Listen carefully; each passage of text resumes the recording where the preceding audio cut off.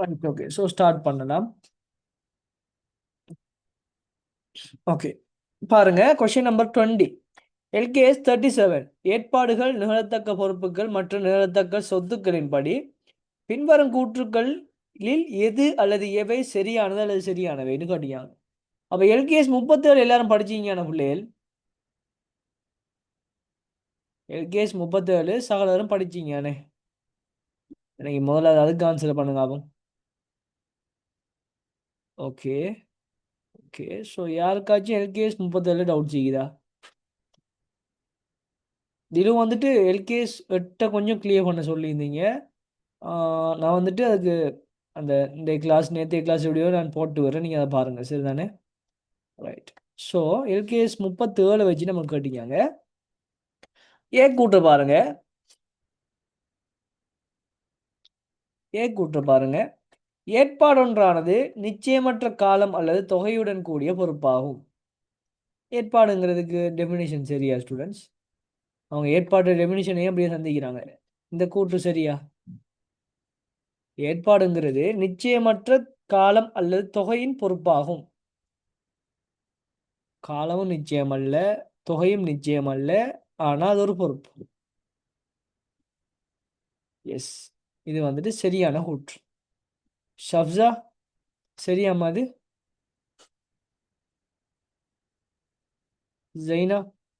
ஜைனப் சொல்லிட்டாங்க. ரஜினி சொல்லிட்டாரு. ஜைனா ஓகேவா? எல்கேஎஸ் 37. ரைட். அடுத்தது பாருங்க. பிஏ பாருங்க. சட்ட கடப்பாடானது ஒப்பந்தம் சட்டம் அல்லது ஏனைய சட்ட செயற்பாட்டிலிருந்து ஏற்படும் ஓர் கடப்பாடாகும். இந்த கூற்றின் மூலமா என்னத்தை விளக்க வராங்க? இன்னைக்கு யாராச்சும் எக்ஸ்பிளைன் பண்ண முடியுமா? அது ரிஸ்னி,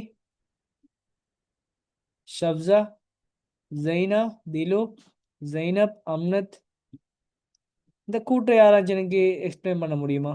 ரஃபா. இந்த பிங்கிற கூற்று சட்ட கடப்பாடானது ஒப்பந்தம் சட்டம் அல்லது ஏனைய சட்ட செயற்பாட்டிலிருந்து ஏற்படும் ஓர் கடப்பாடு ஒன்றாகும். ரைட். இதை நம்ம கொஞ்சம் டீப்பா அதுக்குள்ள போகணும்னு சொன்னா, சட்ட கடப்பாடுங்கிறது ஒப்பந்தம், அதாவது உடன்படிக்கை சட்டம், ஏதாச்சும் சட்டம் அல்லது ஏனைய சட்ட செயற்பாடுகள் அதுல இருந்து ஏற்படக்கூடிய ஒரு பொறுப்புன்னு சொல்றாங்க. இது சரியா பிள்ளையா சொல்லுங்க. அப்போ இப்ப ஏடி செஞ்சாங்களீங்களா? அதுக்குள்ள ஏடி லெவல் 2 கம்ப்ளீட் பண்ணவங்க யாரு? சரி,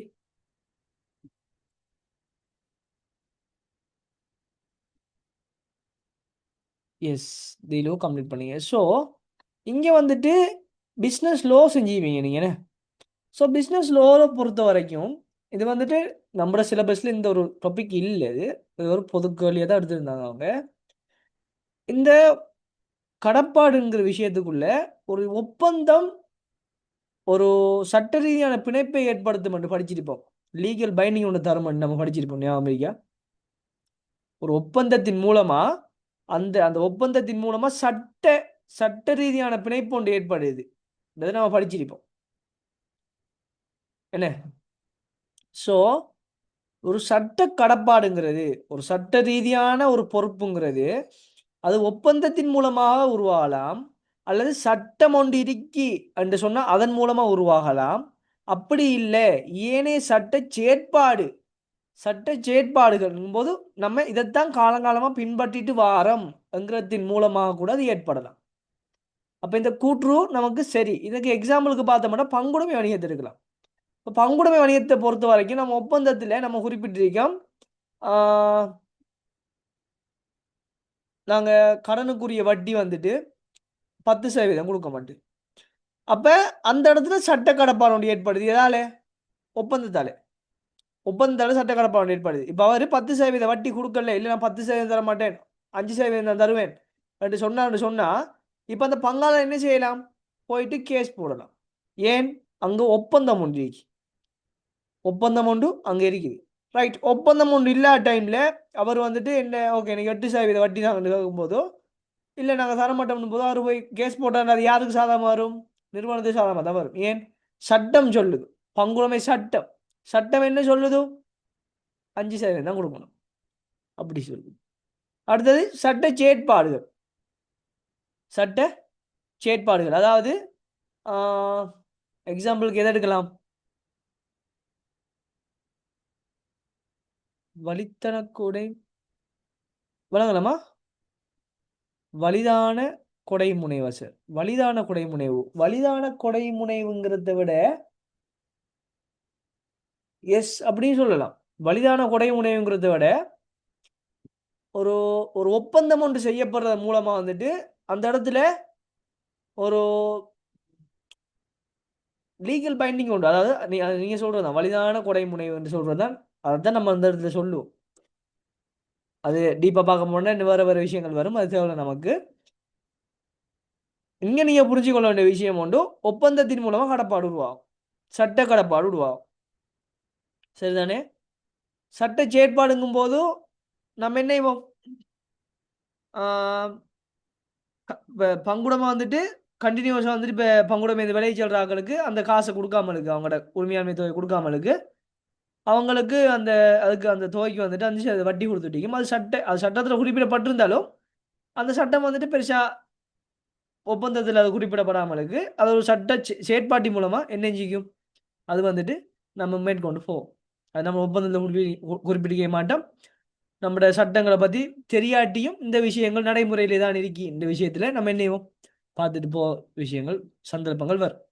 ஸோ அதை சொல்கிறது. ஸோ அதன் அடிப்படையில் சட்ட கடப்பாடானது ஒப்பந்தம் சட்டம் அல்லது ஏனைய சட்ட செயற்பாட்டிலிருந்து ஏற்படும் ஒரு கடப்பாடு ஒன்றாகும்ங்கிறது ஒரு சரியான கூற்று.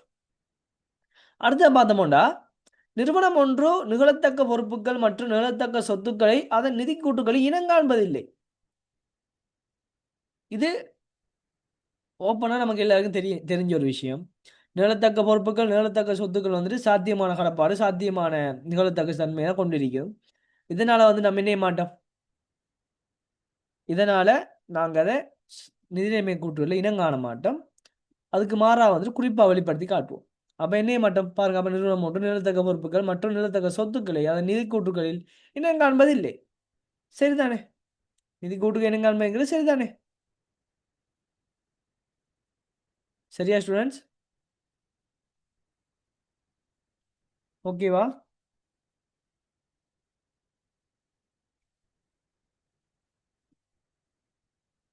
ரைட். ஸோ ஆன்சர் நம்பர் வந்துட்டு நமக்கு ஏபிசி 5th ஒன் வந்துட்டு வரப்போகுது.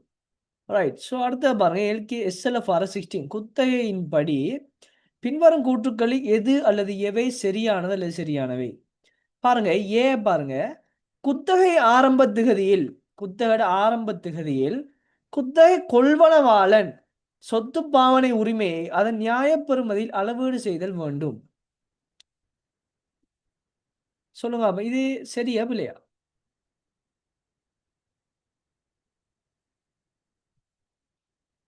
இது சரியா இல்லையா?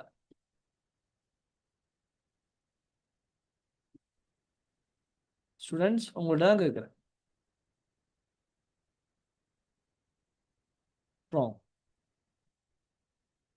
Wrong, wrong. Right. Okay. What's the reason? என்ன காரணம் ராங்னு சொல்றதுக்கு? S,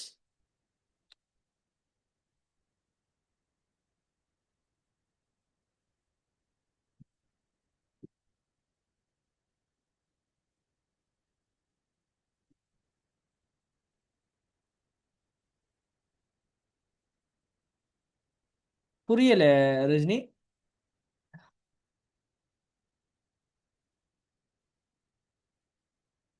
right. Simple students. நியாயப்பெறுமதிங்கிறது என்னத்தை சொல்றது? ஆரம்பத்தில் அளவீடு செய்யப்படும் போது என்ன ஒரு ஆதன பரிமாணத்தை இனங்கண்டாலும் நம்ம அதை முதலாவது கிரியத்தில் நம்ம அளவிடுவோம். கிரியத்தில் தான் அளவிடுவோம். அது சொத்து பாவனை உரிமையை சொத்தாக இருந்தாலும் சரி, அது ஆதன பரிவாரணமாக இருந்தாலும் சரி, நம்ம என்ன செய்வோம்? முதலாவது நம்ம இனம் காணும் போது அதை நம்ம சொத்துட கிரயத்தில் தான் இனம் காணும். இதை அண்டர்ஸ்டாண்டிங் பண்ணுறீங்களா எல்லாரும்? முதலாவது இதெல்லாம் விளைஞ்சு நான் சொன்ன விஷயம் ஜெய்னப்.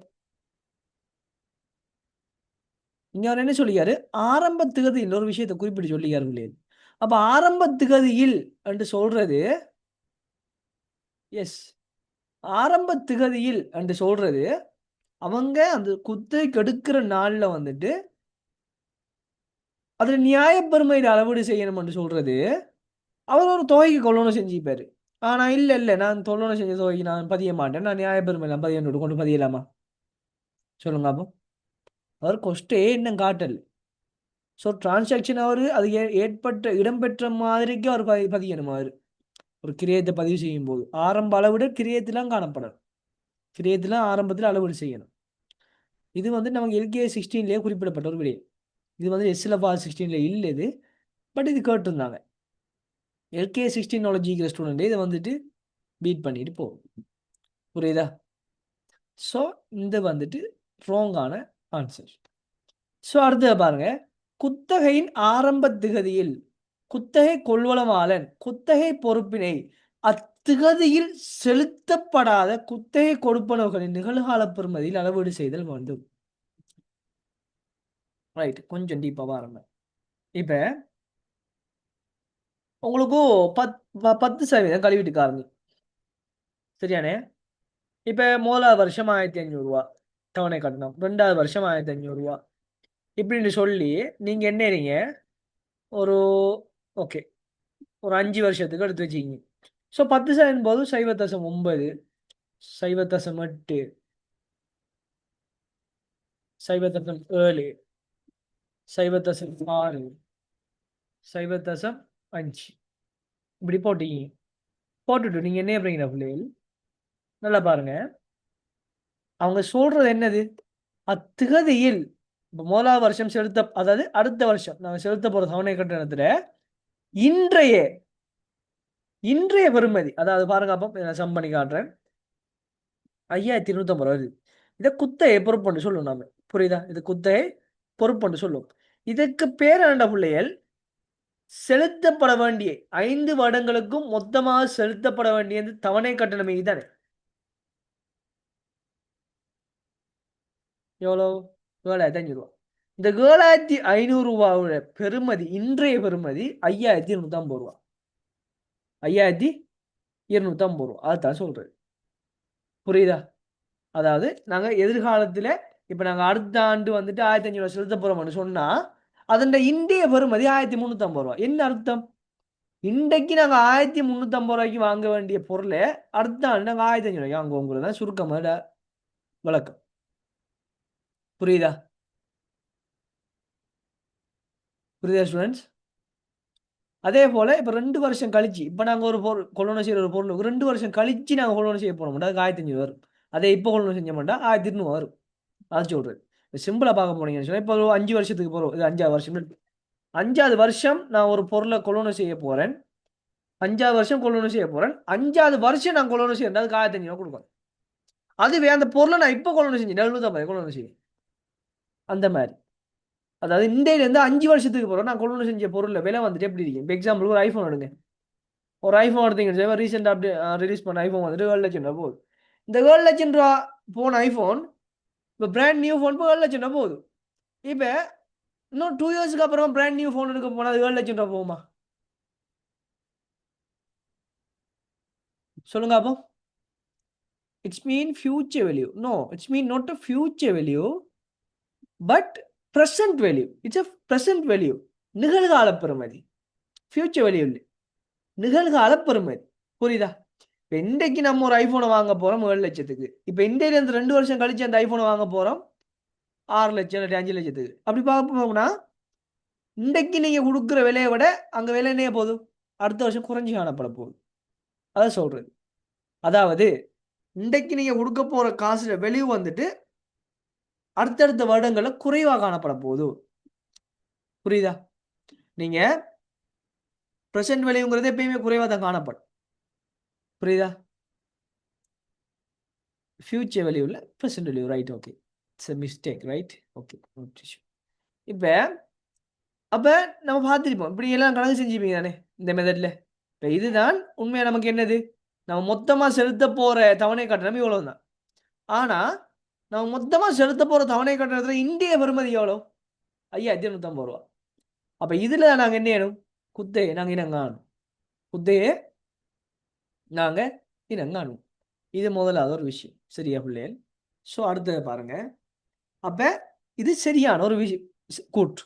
குத்தகை ஆரம்ப தேதியில் குத்தகை கொள்வனவாளன் குத்தகை பொறுப்பினை அத்திகதியில் செலுத்தப்படாத குத்தகை கொடுப்பனவுகளின் நிகழ்கால பெறுமதி அளவீடு செய்து கொண்டு அங்கும் போதோ அப்ப இப்படி சொல்லலாம். குத்தகை ஆரம்ப தேதியில் குத்தகை கொள்வனவாளன் என்னது கூற்று? குத்தகை கொள்வனவாளன் அத்திகதியில் செலுத்தப்படாத குத்தகை பொறுப்புகளின் பெருமதியில் இனங்காணுதல் வேண்டும்ங்கிறது அது பிழையான கூற்று. குத்தகை பொறுப்புகளின் பெருமதியில் இனங்காணுங்கிறது என்னது? பிழையான கூற்று. ஆனால் இங்க என்ன சொல்லிக்காரு? குத்தகை கொடுப்பனவுகளின் நிகழ்கால பெருமதியில் அளவீடு செய்தல் வேண்டும். நிகழ்கால பெருமதியில் அளவீடு செய்தல் வேண்டும். சிம்பிள். அப்போ வந்துட்டு 7,500 அளவீடு செய்யாமலுக்கு 5,250 நாங்கள் அளவீடு செய்யணும். ஏன்? நாங்கள் 5 வருஷத்துக்கு பிறகு கொடுக்க போறது, 5 வருஷத்துக்கு மொத்தமாக கொடுக்க போற 7,500 இந்திய பெருமதி 5,250 ரூபா. 5,250. சுருக்கமாக சொல்ல போனால் பணவீக்க நிலைமைக்கு ஏற்ற மாதிரி இது மாற்றம் அடையும். சரியான? எல்லாரும் எக்கனாமிக் ஸ்டூடெண்ட்ஸ் நிறைய பேர் இங்கே இதுக்குள்ள. ஸோ எல்லாரும் தெரிஞ்சுக்க இந்த விஷயங்கள். ஸோ இந்த கூற்று வந்துட்டு ஒரு சரியான கூற்று. எல்லாருக்கும் இது புரிஞ்சுதானே? எல்லாருக்கும் இந்த டாபிக் புரிஞ்சுதா? நான் குயிக் ஆன்சர் பண்ணுங்க அப்போ. பிகாஸ் நம்ம கம்பெனி செய்யணும் டே. Right right good right okay good.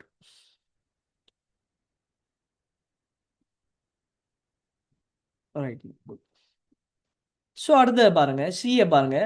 குத்தகையில் உள்ளார்ந்த வட்டி வீதத்தை உடனடியாக தீர்மானிக்க முடியுமாயின் அதை பயன்படுத்தி குத்தகை கொடுப்பனவுகளின் நிகழ்கால பெறுமதியானது கணிக்கப்படுகிறது. இது உண்மையான கூற்று புள்ளிகள். இப்போ நம்ம செஞ்சது அதுதான்.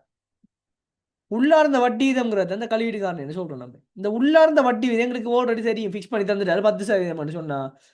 ஃபிக்ஸ் பண்ணி தந்துட்டு நீங்க ஒவ்வொரு வருஷத்துக்கு 1,500 குத்தகை கொடுப்பனவு குத்தகைக்கு தவணை கட்டணம் செலுத்துங்கன்னு சொன்னா 10% வட்டி, இது குத்தகை கொடுப்பனவு அப்படின்னு சொல்லும் போதோ அந்த இடத்துல நம்மளால இனங்காணையில மேல பாருங்க. அப்போ நிகழ்கால பெறுமதி இனங்காணையில மேல குத்தகை கொடுப்ப நிகழ்கால பெறுமதி இனங்கண்டிக்க இல்லையா?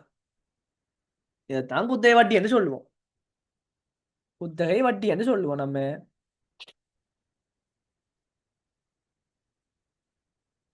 10% அப்படின்னு சொன்னா அந்த 10% வச்சு நமக்கு தவணை கட்டணம் எவ்வளவு?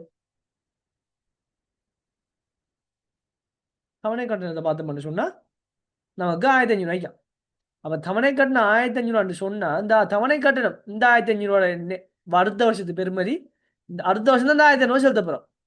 அப்போது இந்த 1,500 இன்றைய பெருமதி எவ்வளவு? 1,350.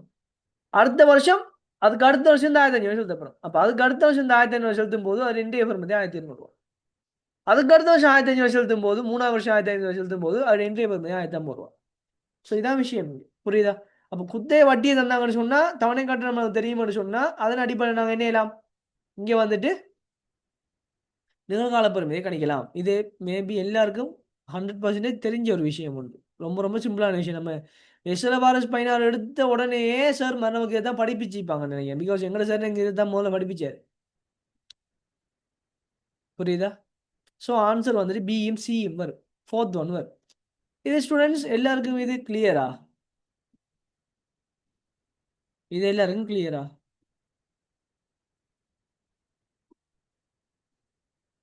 ரைட். ஸோ ஆன்சர் வந்துட்டு பியும் சி. ரொம்ப ரொம்ப ஒரு ஈஸியான ஒரு கேள்வி. இங்கே ஸ்டூடெண்ட்ஸ் குழம்புறேன்னு சொன்னால் அந்த ஏலையும் சிலையும் தான் குழம்புவாங்க. ஸோ அதில் வந்து நம்ம கொஞ்சம் டீப்பாக பார்த்தீங்கன்னா சரி. புரியுதானே? ரைட்டு. இதை தாண்டி அவர் எடுக்கிறதுக்கு சான்ஸ் இல்லை ஸ்டூடெண்ட்ஸ். இதை தாண்டி அங்கே நோட்ஸில் அவர் எங்கேயும் பூர இயலாது. அது அவர் கூறுவார், நம்மளோட மைண்டுக்கு தான் அது போவார். அப்ரேஞ்சிங். Right okay. ஸோ பாருங்க, காயத்ரி பிஎல்சியின் 1/4/2023 சில மீதிகள் தரப்பட்டுள்ளன. கூறப்பட்ட மூலதனம் ஒவ்வொன்றும் 100 ரூபாய் வழங்கப்பட்ட சாதாரண பங்கு 7,500. ஒரு பங்கு 100 ரூபாய்க்கு வழங்கப்பட்ட சாதாரண பங்கு 7,500. அப்போ எத்தனை பங்குகளுக்கு மொத்தம்? 75,000 பங்குகளுக்கு. புரிஞ்சுதா? 75,000 பங்குகள் இந்த இடத்துல அடுத்த சொல்கிறேன், நிறுத்தி வைத்து வருவாய்ன்னு சொல்கிறேன் 3,500 ரூபா. செலுத்த வேண்டிய பங்கு லாபம்ன்ட்டு ஒரு விஷயம் இருக்கான். இப்போ அவர் சொல்கிறாரு சில மீதிகள் தந்துட்டு ஏன் அவர் செலுத்த வேண்டிய பங்கு லாபம்னு சாராரு? எனக்கு ஆன்சர் பண்ணுங்க. அப்போ செலுத்த வேண்டிய பங்கு லாபம்னு என்ன? அப்படி ஒரு வேர்ட் நம்ம இதை படித்தது இல்லையே ஸ்டூடெண்ட்ஸ். அது என்ன செலுத்த வேண்டிய பங்கு லாபம்?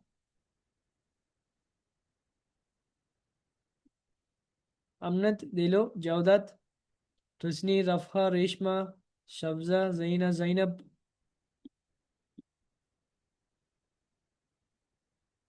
Okay right. இப்போ ஸ்டூடெண்ட்ஸ் நல்லா பாருங்க. எஸ் அதுதான் சொல்கிறேன். நீங்கள் வந்துட்டு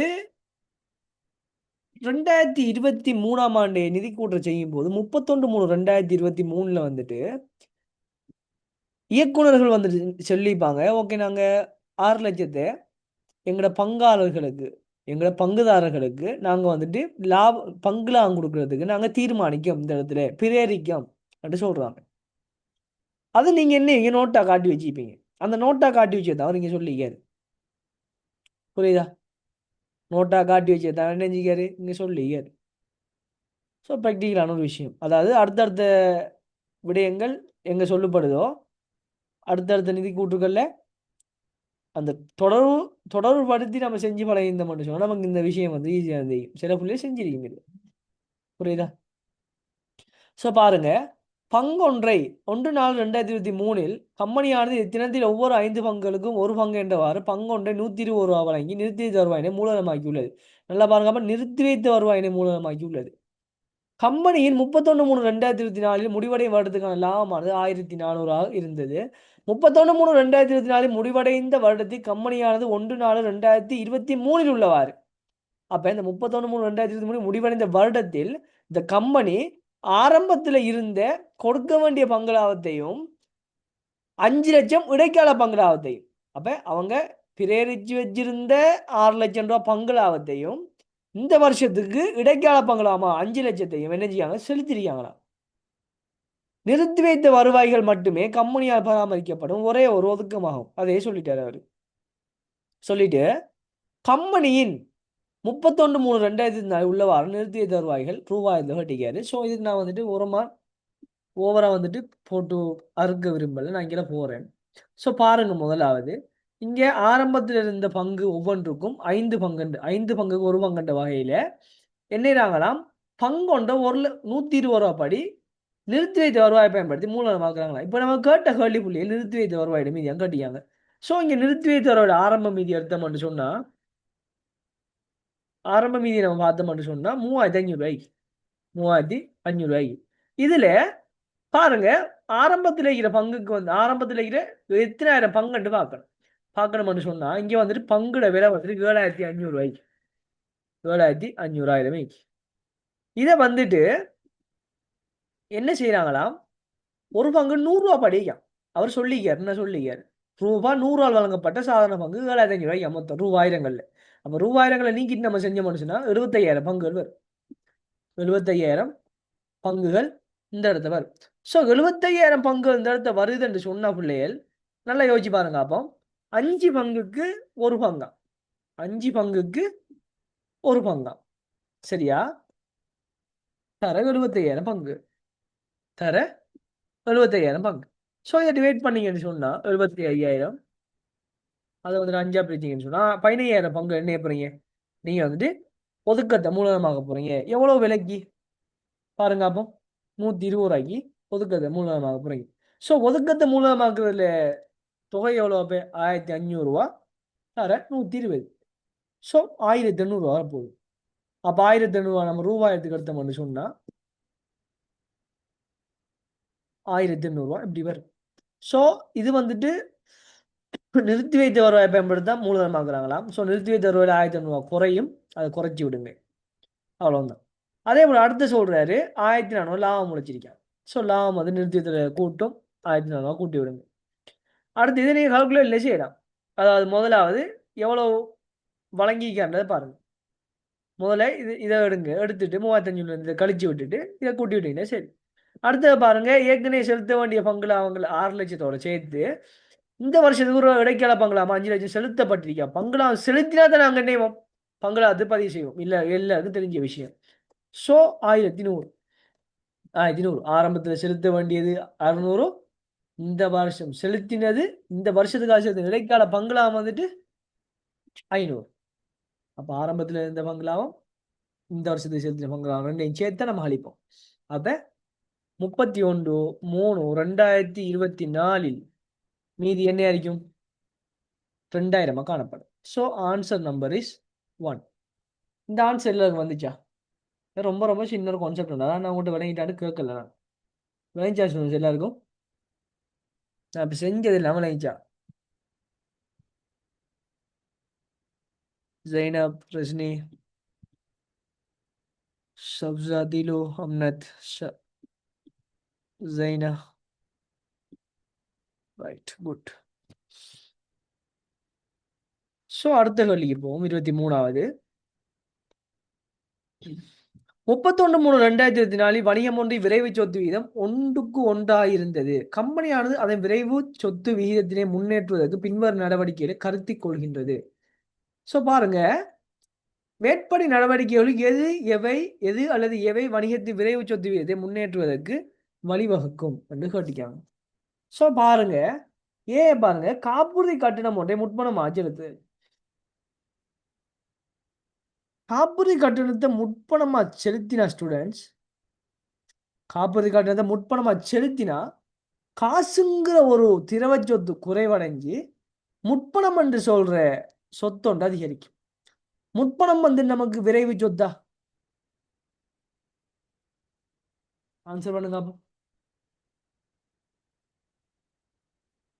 முற்பணம் ஒரு விரைவு சொத்தா?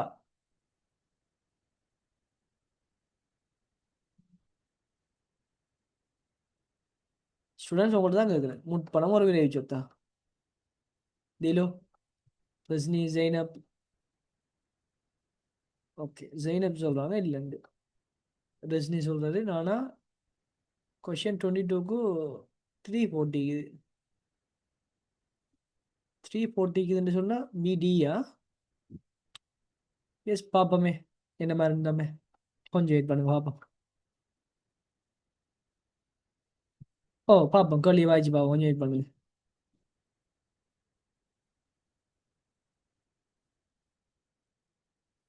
காப்புறுதி கட்டணம் ஒன்று செலுத்தினோம்னு சொன்னா காசுங்கிற ஒரு சொத்து என்ன செய்யும், குறையும். அப்ப காசு குறைஞ்சுன்னு சொன்னா முற்பண சொத்து கூடுதும். முற்பண சொத்துங்கிறது முற்பணமா செலுத்தின செலவுல நம்ம சொத்தா காட்டுறதுங்கிறது அது வந்துட்டு ஒரு திரவ சொத்து அல்ல. அதால விரைவு சொத்து விகிதம் குறைவடையுமே தவிர முன்னேறாது. அதால வந்துட்டு வந்துட்டு ஏற்றுக்கொள்ள முடியாது. வந்துட்டு குறைத்துக்கொள்ள முடியாது. புரியுதா? ஸோ இது ஒரு விஷயம். ரைட். இப்போ பாருங்க, பிஏ பாருங்க, தற்போது உள்ள சரக்கு இருப்பினை கடனுக்கு விற்பனை செய்தல்.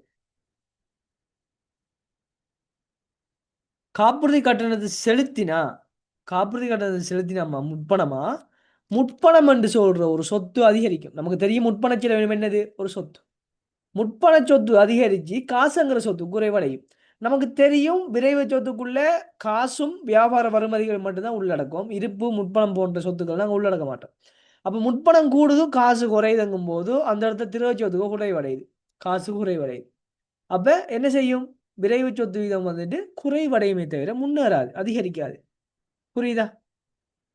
அப்ப இங்க முன்னேற்றுவதற்கு வழிவகுக்கும் என்று காட்டியாங்க. முன்னேற்றுவதற்கு வழிவகுக்கும் என்று காட்டியாங்க. ரைட், புரியுதா? இப்ப ரைட், பிஏ பாருங்க, தற்போதுள்ள சரக்கு இருப்பினை கடனுக்கு விற்பனை செய்தல். ரைட், இப்பதான் நான் சொன்னது இருப்பு வந்துட்டு ஒரு திரவ சொத்து அல்ல. ஆனா கடன்பட்டோர் வியாபார வருமதிகள் வந்துட்டு என்னது, ஒரு திரவ சொத்து. அப்ப இங்க விரைவு சொத்து கடனுக்கு விற்கப்பட்டதால கடன்பட்டோர் என்ன செய்வாங்க, அதிகரிச்சிருக்கும். அதே போல இருப்பு என்ன செய்யும், குறைவடைஞ்சிருக்கும். நமக்கு தெரியும் விரைவு சொத்துக்குள்ள நம்ம இருப்பு எடுக்க மாட்டோம். ஸோ இருப்புக்கும் இதுக்கு சம்பந்தம் இல்லை. அப்ப விரைவு சொத்துக்கள் அதிகரிப்பு ஒன்று ஏற்படுது கடன்பட்டோர் அதிகரிக்கத்தால். அப்ப விரைவு சொத்து இதை என்ன செய்யும் பிள்ளைகள், முன்னேற்றம் அடையுமா இல்லையா, அதிகரிக்குமா இல்லையா? ஆன்சர் பண்ணுங்க அப்போ.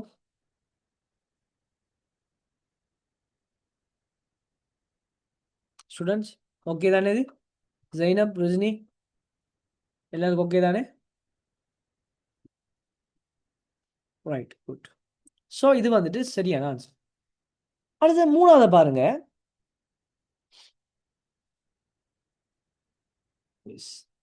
மூணாவது பாருங்க, தற்போதுள்ள குறுங்கால பொறுப்புகளை கையில் உள்ள காசினை பயன்படுத்தி தீர்த்தல். ரைட். தற்போதுள்ள குறுங்கால பொறுப்புகளை கையில் உள்ள காசினை பயன்படுத்தி தீர்த்தல்னும் போதோ இப்ப அங்க பொறுப்பு மொத்தமா தீர்த்துட்டாங்களாம். பொறுப்பை மொத்தமா தீர்த்துட்டாங்களாம் பிள்ளைகள். புரியுதா? அப்ப அந்த இடத்துல விரைவு சொத்து வீதம் எந்த மாதிரி இருக்கும் சொல்லுங்க அப்போ. ஜெய்னப், இந்த மைண்ட் செட்ல தான் நீங்க ஆன்சர் சொன்னீங்க. நான் இப்ப சொன்னதுல அவங்க தற்போதுள்ள குறுங்கால பொறுப்புகளை கையில் உள்ள காசினை பயன்படுத்தி தீர்த்தல். இப்ப குறுங்கால பொறுப்புகளை மொத்தமா தீர்த்துட்டாங்க. அவங்க பொறுப்பே இல்லை அந்த இடத்துல. என்ன அப்படித்தானே?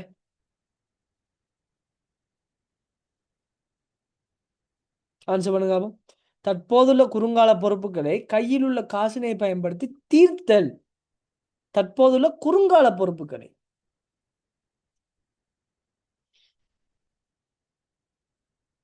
எங்க வச்சிருக்காரு ட்விஸ்ட் பாத்தீங்களா? அவர் அந்த எங்க கொண்டு வச்சிருக்காரு அந்த. அப்ப இந்த எக்ஸாமினர் எவ்வளவுக்கு ஒரு டேலண்டடான ஒரு பர்சன் இருந்திருந்தா இப்படி ஒரு சொல்ல வச்சிருப்பாரு அவரு. ரிஷினி, பொறுப்புகளே இல்லைன்னு சொல்லும் போது எங்க இருந்து ரிஷினி நமக்கு விரைவு சொத்து வரும் பாருங்க அப்போ. பொறுப்புகளே இல்லை நமக்கு. சொல்லுங்க அப்போ. அப்ப எதோட ஒப்பிட்டு நம்ம விரைவு சொத்தை காண்ற? நடைமுறை பொறுப்பே இல்லையா? குறுங்கால பொறுப்புங்கிற என்னது? நடைமுறை பொறுப்பு தான் சொல்றாரு. யோசிச்சு பாருங்க அப்போ. அப்ப விரைவு சொத்தே அந்த இடத்துல இல்லையே ரிஷினி. பாருங்க அப்போ. அப்ப ஆன்சர் வந்துட்டு இது எடுக்க இயலாது. புரியுதா? இப்ப புரிஞ்சுதா ரிஷினி?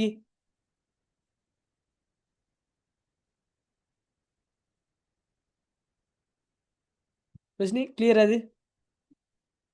ரைட்.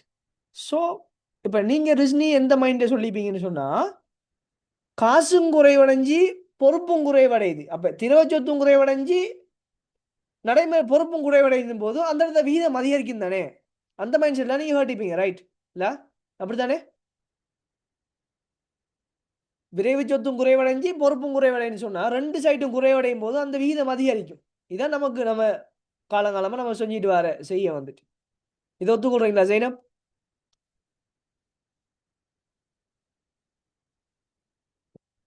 இதை ஒத்துக்கொள்றீங்களா இப்ப நான் சொன்னது? அதாவது விரைவு சொத்து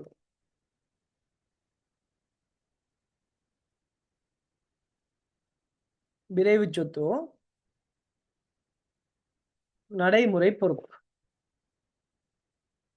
நடைமுறை பொறுப்பு இது இங்கேயும் வந்துட்டு குறைவு ஏற்படுதாம்.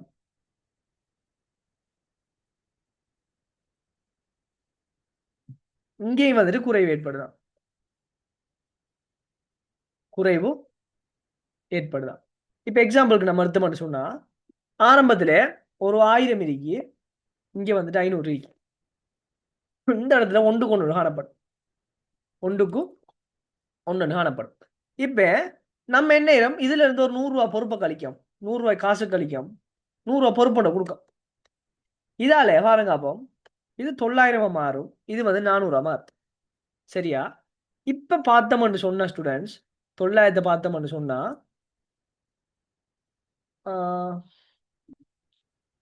900 900 பிரிச்சு ஒன்று வரும். அதே போல இந்த 400 சரி ஒன்றுக்கு 0.5 வரும். ரைட்.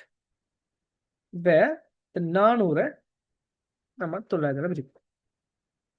இங்க வந்துட்டு பாருங்க அப்போ 0.4 வருது.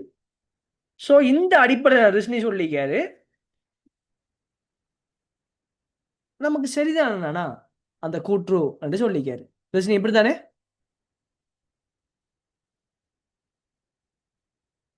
எஸ்.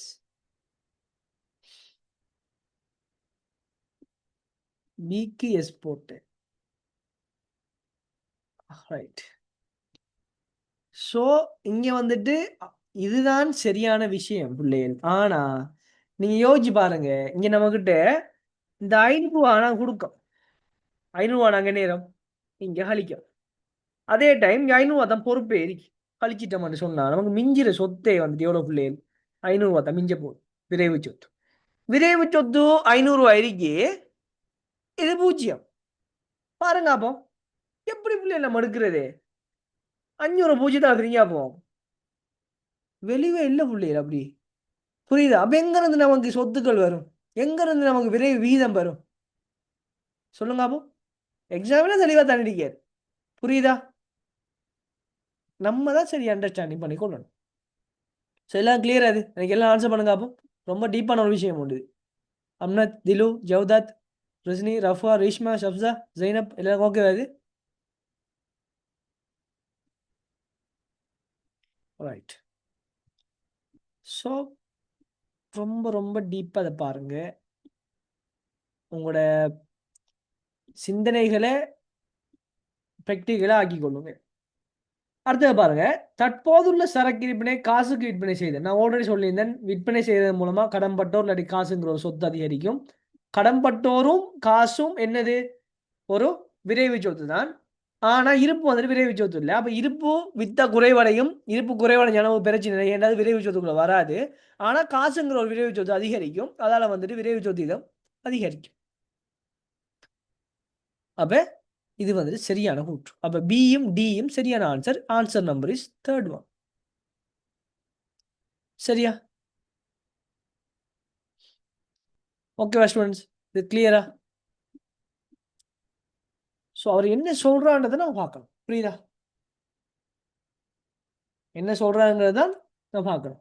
தற்போதுள்ள குறுங்கால பொறுப்புகளை கையில் உள்ள காசினை பயன்படுத்தி தீர்த்தல். அவர் சொல்லலையே 1,00,000 தற்போதுள்ள குறுங்கால பொறுப்புகளில் அரைவாசி பகுதியில கையில் உள்ள காசை பயன்படுத்தி தீர்த்தல் சொல்லும்போது அப்படின்னு என்ன நடக்கும்? அது சரி. அவர் பொறுப்பை மொத்தமாக தீர்க்காங்களே, அந்த இடத்துல நம்ம எங்க போயிட்டு கண்டுபிடிக்கிற அந்த விரைவு சொத்து கண்டுபிடிக்க இல்லாது. ஸோ அதான் விஷயம். ஐ ஹோப் ஸோ எல்லாருக்கும் இது கிளியர் ஆகிக்குன்னு நினைக்கிறேன். ரைட். ஸோ அடுத்த கொஸ்டின் இருப்போம். 24. பின்வரும் நடவடிக்கைகளுள் எவை நிறுவனம் ஒன்றின் முகாமை கணக்கீட்டின் தொழிற்பாடுகளாக கருத்தில் கொள்ளப்படலாம் என்று பார்க்காங்க. ஸோ எல்லாருக்கும் தெரியும், நம்ம ஆல்ரெடி ஃபர்ஸ்ட் யூனிட்லேருந்து முகாமை கணக்கீட்டின் தொழிற்பாடுகளை படிச்சுட்டு இருக்கிறோம். ஸோ இந்த கொஷனுக்கு வந்துட்டு இந்த 24வது கேள்விக்கு வந்துட்டு ஒரு ஃபர்ஸ்ட் யூனிட் படித்த ஒரு ஃபர்ஸ்ட் இயர் ஸ்டூடெண்ட்டும் கூட ஆன்சர் பண்ணும். ஃபர்ஸ்ட் இயர் ஸ்டூடெண்ட்டும் ஆன்சர் பண்ணக்கூடிய கொஷின் தானே. அதை கொண்டு செகண்ட் இயர் கொஷினோட சேர்த்து போட்டிக்காங்க. ரைட். பாருங்க, பாருங்க, உற்பத்தி பொருள் ஒன்றின் அல்லது சேவை ஒன்றின் கிரியத்தை தீர்மானித்தல். இது முகாமை கணக்குடா. சொல்லுங்க அப்போ. கிரியத்தை தீர்மானிக்கிறது. உற்பத்தி பொருள் ஒன்றின் அல்லது சேவை ஒன்றின், உற்பத்தி பொருள் அல்லது சேவை போது இது ரெண்டும் என்ன செய்யப்பட போகுது? ஒரு நிறுவனத்தால் உற்பத்தியா செய்யப்படும். அப்ப உற்பத்தி செய்யப்பட போற பொருளை கிரியத்தை தீர்மானிக்கிறது அந்த நிறுவனம் தான். அது யாரு தீர்மானிப்பா? அதுல முகாமை கணக்கிட்டு டீம் வந்துட்டு மேனேஜ்மெண்ட் சைட்ல இருக்கிற அந்த ஆட்கள் வந்து தீர்மானிப்பாங்க. அவங்களோட ஓவர் ஹெட் எவ்வளோ வைக்கி, அவங்களோட டிரெக்ட் காஸ்ட் எவ்வளோ வைக்கி, அவங்களோட நான் ப்ரொடக்ஷன் ஓவர் ஹெட் எவ்வளோ வைக்கி, இதெல்லாம் பார்த்து நாங்கள் எங்களுக்கு இவ்வளோ ப்ரொடக்ஷன் இவ்வளோக்கும் எங்களை நாங்கள் உற்பத்தி செஞ்சுருக்கோம், இவ்வளோ கொஸ்ட் ஆகிக்குது, இவ்வளோ நான் ப்ரொடக்ஷன் ஓவர் ஹெட் இருக்குது. ஸோ இது எல்லாமே சேர்த்து நாங்கள் இவ்வளோவுக்கும் நாங்கள் விற்பனை விலையை வச்சா தான், விற்பனை கிரியத்தை வச்சு இந்த விற்பனை இந்த மார்ஜினில் வச்சா தான் எங்களால் லாபத்தை எடுத்துக்கொள்ளலுங்கிறது அது முகாமை கணக்கிட்டு தொழிற்பாடு. ஸோ இது வந்துட்டு ஆன்சர் வந்துட்டு சரி. அடுத்தது பாருங்க, செயற்பாட்டு மட்டம் மாறுகின்ற ஒரு கிரியை நடத்தையினை பகுப்பாய்வு செய்து. கிரியை நடத்தையினை பகுப்பாய்வு செய்யறங்கிறதே ஒரு என்னது? முகாமை கணக்கிட்டு தொழிற்பாடு தான். கிரியை நடத்தையினை பகுப்பாய்வு செய்தல். யூனிட் 15 யோசிச்சு பாருங்க. அப்போ கிரயம் அளவு லாப பகுப்பாய்வு. கிரயத்தை பத்தி பகுப்பாய்வு செய்யறோம், அளவை பத்தி தொகையை பத்தி பகுப்பாய்வு செய்யறோம், அதாவது செயற்பாட்டு மட்டம். அதே போல லாபத்தை பத்தி பகுப்பாய்வு செய்யறோம். இந்த கிரயமும் தொகையும் மாற்றம் அடைந்தாலும் லாபத்தில் எவ்வாறு மாற்றம் ஏற்பட போகுது? இது மூன்றையும் சேர்த்து பகுப்பாய்வு செய்கிற யூனிட் தான் கிரியம் அளவில் பகுப்பாய்வுங்கிற சிவிபிங்கிற 15 யூனிட். ஸோ இது ஒரு முகாமை கணக்கிட்டு தொழிற்பாடு. எல்லாருக்கும் ஓகேவா? அது கிளியரா? ஷப்ஸா, ஜைனப், அம்னத், திலு, ரிஸ்னி, எல்லாருக்கும் இது ஓகே ரைட்? ரேஷ்மா கிளியராமா?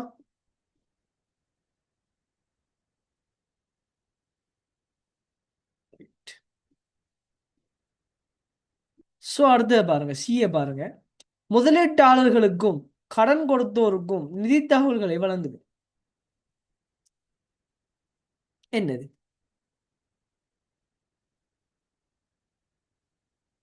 முதலீட்டாளருக்கும் கடன் கொடுத்தோருக்கும் நிதி தகவலை வழங்குது. என்ன பிள்ளைகள்? ம்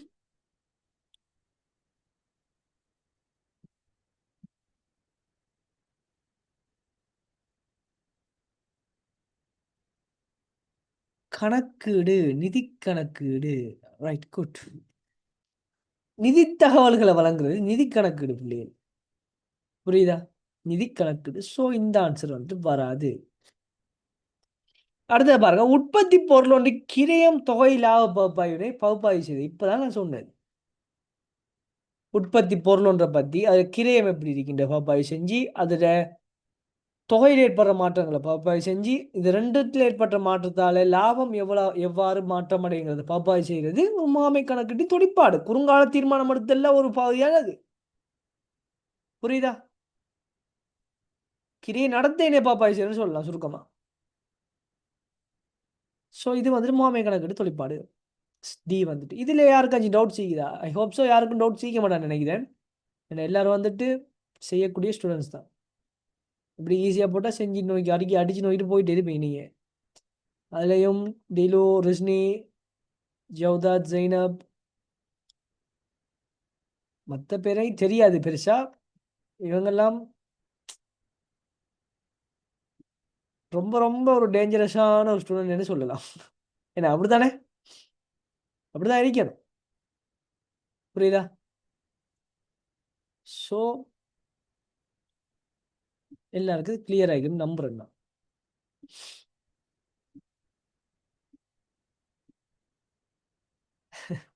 நீங்க தான் அன்னைக்கு சாம்பியன் அடிச்சிட்டு ரன்னராக படிச்சுட்டு வந்து உங்களை தான் சொல்ல முடியுது டேஞ்சரஸ். ரைட். ஸோ அடுத்தது பாருங்க 25. பின்வரும் கூற்றுக்களில் எது அல்லது எவை நிறுவனம் ஒன்றின் இருப்பு முகாமை தொடர்பில் சரியானது? இருப்பு முகாமை ஸ்டூடெண்ட்ஸ், இருப்பு முகாமை, ஒரு இருப்பினை முகாமை செய்தல். இதுல என்ன ரஜினி இருக்குது? இதுல வந்து இது நீங்க பெருமைப்படணும். இப்படி சொல்றதுலாம் உங்களுக்கு படிச்சுதான் சார் மாதிரி யாரும் இப்படி சொல்ல மாட்டாங்க. ஜெயினப் சொல்லிக்காங்களே யாரும்? சலாம்சா சொல்லிக்காரா? சொல்லுவாரா? நம்மகிட்ட படிக்கிற ஸ்டூடெண்ட்ஸை நம்ம தான் என்ன செய்யணும்? என்கரேஜ் பண்ணணும். ஸோ என்கரேஜ் பண்ணுறதன் மூலமாக தான் அவங்க என்னைவாங்க வளர்ந்துட்டு போவாங்க. எஸ், அடிப்பாரு. ரைட். ஓகே, அதாவது அவங்களோட சுயரூபம் நமக்கு அது தேவையில்ல. 25 பாருங்க, இருப்பு முகாமை. இருப்பு முகாமை கேட்காங்க அவங்க. ஸோ இருப்பு முகாமைன்னும் போது இது எங்கேருந்து புள்ளியில் நம்ம கண்டுபிடிக்கலாம்? இருப்பு கட்டுப்பாடு ஒரு விஷயம் படிச்சுப்பீங்க தெரியுமா? நான் அந்த கேள்விக்கு நான் போகல, உங்கள்கிட்ட கேட்குறேன். இருப்பு கட்டுப்பாடு ஒரு விஷயம் படிச்சுப்பீங்க எல்லாரும். எல்லாருக்கும் ஞாபகம் வருதா? Amnath, Thilo, Jawdath, Rizni, Mishwar, Rafa, Reshma, Shabsa, Zainab, Sajith. Unit 14. Yes, unit 14 மட்டும் இல்லை, பிஸ்னஸ் ஸ்டடீஸ்லையுமே ஒன்றுக்கு 2 தரம் படிக்கப்படுற விஷயம் ஒன்று. ஸோ இங்கே வந்துட்டு இந்த இருப்பு மதிப்பீடுங்க, இருப்பு கட்டுப்பாடு தான் இருப்பு முகாமை என்று சொல்கிறோம். இருப்பு முகாமை என்று சொல்கிறது அதுதான். கிரியத்தை கட்டுப்படுத்துகிற நோக்கில் இருப்புக்களை முகாமை செய்கிறது தான் இருப்பு கட்டுப்பாடுன்னு சொல்கிறோம். சரியான முறையில் முகாமை செய்கிறது. இதில் தொடர்பில் சரியான கூட்டம் தெரிவு செய்யட்டா 3 கூட்டம் தந்தியாங்க. அதில் எது சரி என்று பார்க்கட்டும்.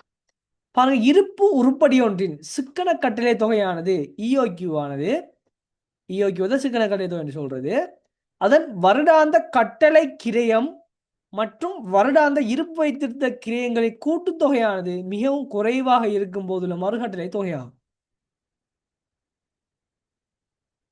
சரியா?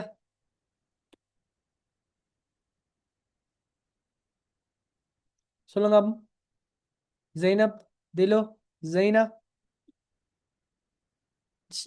ட்ரூ. Okay, right. ஸோ எல்லாருக்கும் அது தெரியும். ஸ்டூடெண்ட்ஸ் இப்படி ஒன்று கேட்காங்கன்னு சொன்னா பார்ப்போம்.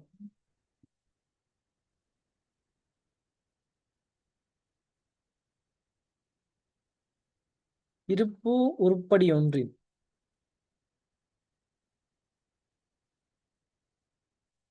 இருப்பு உருப்படி ஒன்றின் EOQ ஆனது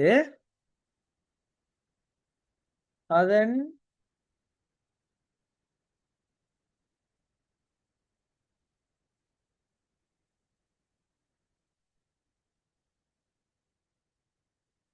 வருடாந்த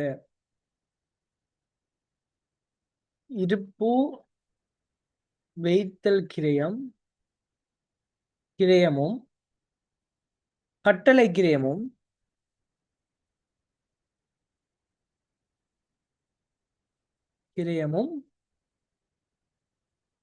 இருப்பு வைத்தல் கிரயமும் கட்டளை கிரயமும்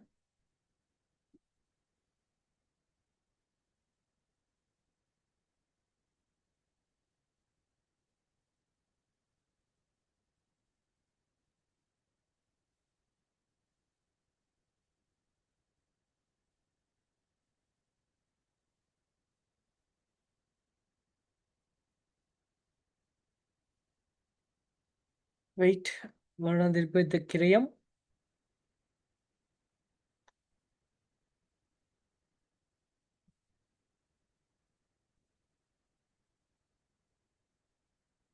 ரைட். இதை பாருங்க இது சரியா? இப்படி கேட்டாது சரியா? எல்லாரும் கிராஃபை வந்துட்டு மைண்டுக்கு எடுங்க. இது வந்துட்டு சரியா?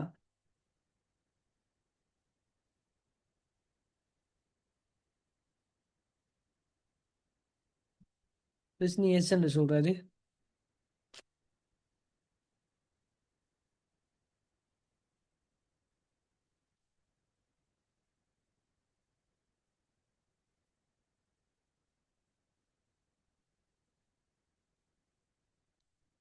அடுத்தாக்கள் ஜெய்னப்.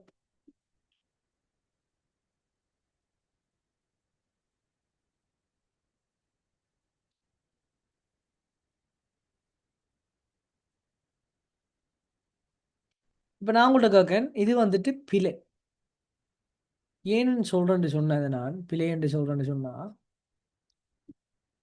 இது வந்துட்டு பிழை என்று ஏன் நான் சொல்றேன்னு சொன்னா, இந்த இடத்துல ஸ்டூடெண்ட்ஸ் நல்லா பாருங்க. கட்டளை கிரயமும் இழிவு நிலையில் இருக்காம், இருப்பு வைத்திருத்த கிரயமும் இழிவு நிலையில் இருக்காம். ரெண்டு இழிவு நிலையில் இந்த என்ன இல்லை பிள்ளை அது EOQ இல்லை. ரெண்டிட கூட்டுத்தொகை இழிவா இருக்கணும். ரெண்டிட கூட்டுத்தொகை தானே இருக்கும் குறைவா இருக்கணுமே தவிர ரெண்டும் குறைவாய்க்கிறது. புரியுதா? இது அண்டர்ஸ்டாண்டிங் பண்ற கொள்றீங்களா? ரெண்டிட கிரயம், ரெண்டிட கூட்டுத்தொகை. இப்ப ஒரு பொருளும் இல்லைன்னு சொன்னா நீ யோசிச்சு பாருங்க, குறைந்த இழிவுங்கிற கூட்டால இருப்பு வைத்திருத்தல்ல இழிவு கிரயம் என்னது? பூஜ்ஜியம். அப்ப ஒரு பொருளும் இல்லைங்க கூட்டால. இதை ஒத்துக்கொள்றீங்களா ரஜினி? ஆன்சர் பண்ணுங்க அப்போ. நமக்கு டைம் வந்துட்டு போயிட்டு இது கம்பெனியும் செய்யணும் நம்ம. புரியுதா? ஸோ 11 மணிக்கெல்லாம் ஸ்டார்ட் பண்ணா சரியா வரும்னு நினைக்கிறேன். இன்றைக்கு செய்யப்படுதோ இல்லையோ. ஸோ கம்பெனி செய்யணுமாண்டா ஃபாஸ்ட்டாக சொல்லுங்க. இது புரிஞ்சுதா? இங்கே வந்துட்டு இருப்பு வைத்திருத்த கிரயம் வந்துட்டு வேறு. புரியுதா? இருப்பு வைத்திருத்தல் கிரயம்ங்கிறது எந்த டைம்ல இழிவறிக்கும்? ஒரு இருப்பும் இல்லை நிறுவனத்துல களஞ்சியசாலையில் ஒரு இருப்பும் இல்லைன்றா தான் இருப்பு வைத்த கிரயம் வந்துட்டு பூஜ்ஜியம் ஆகி. புரியுதா? கட்டளை ஒன்றும் இல்லைன்றா தான் கட்டளை கிரயம் இழிவறிக்கும். நம்மளோட கட்டளைகள் எண்ணிக்கை வந்துட்டு குறைவாய்க்கணும், இருப்புக்கள் குறைவாய்க்கணும். இது ரெண்டும் சமப்படுற இடம் தான் வந்துட்டு நமக்கு ஈயோக்கியம். புரியுதா? தனித்தனியே குறைவாய்க்கிறத பார்த்தா அது ஈயோக்கியம் இல்லை. கட்டளை கிரியமும் தனியாக குறைவா இருக்கு, ஈயோக்கி அந்த இருப்பு வைத்த கிரியமும் குறைவா இருக்கும் போது அது தனித்தனி தொடர்பாக்குறது. நம்ம மொத்தமாக தான் பார்ப்போம். ரெண்டு கூட்டுத்தொகை, அதாவது நீங்கள் உங்களோட மைண்ட் மேப்பில் எடுங்க அப்போ, வரைபடுங்க அப்போ, அந்த வரைபடுங்க அப்போ ரெண்டும் சந்திக்கிற இடத்துல நம்ம என்ன ஈயோக்கியூ ஃபிக்ஸ் பண்ணணும். இதுதான் சொல்லுவார். ஆனால் இது வந்து கூட்டுத்தொகைன்னு சொல்லிக்காங்க. கூட்டுத்தொகை மிக குறைவாக இருக்கும்போது உள்ள மறுகட்டளை தொகையாகும். சரி, ஆன்சர் வந்துட்டு சரி.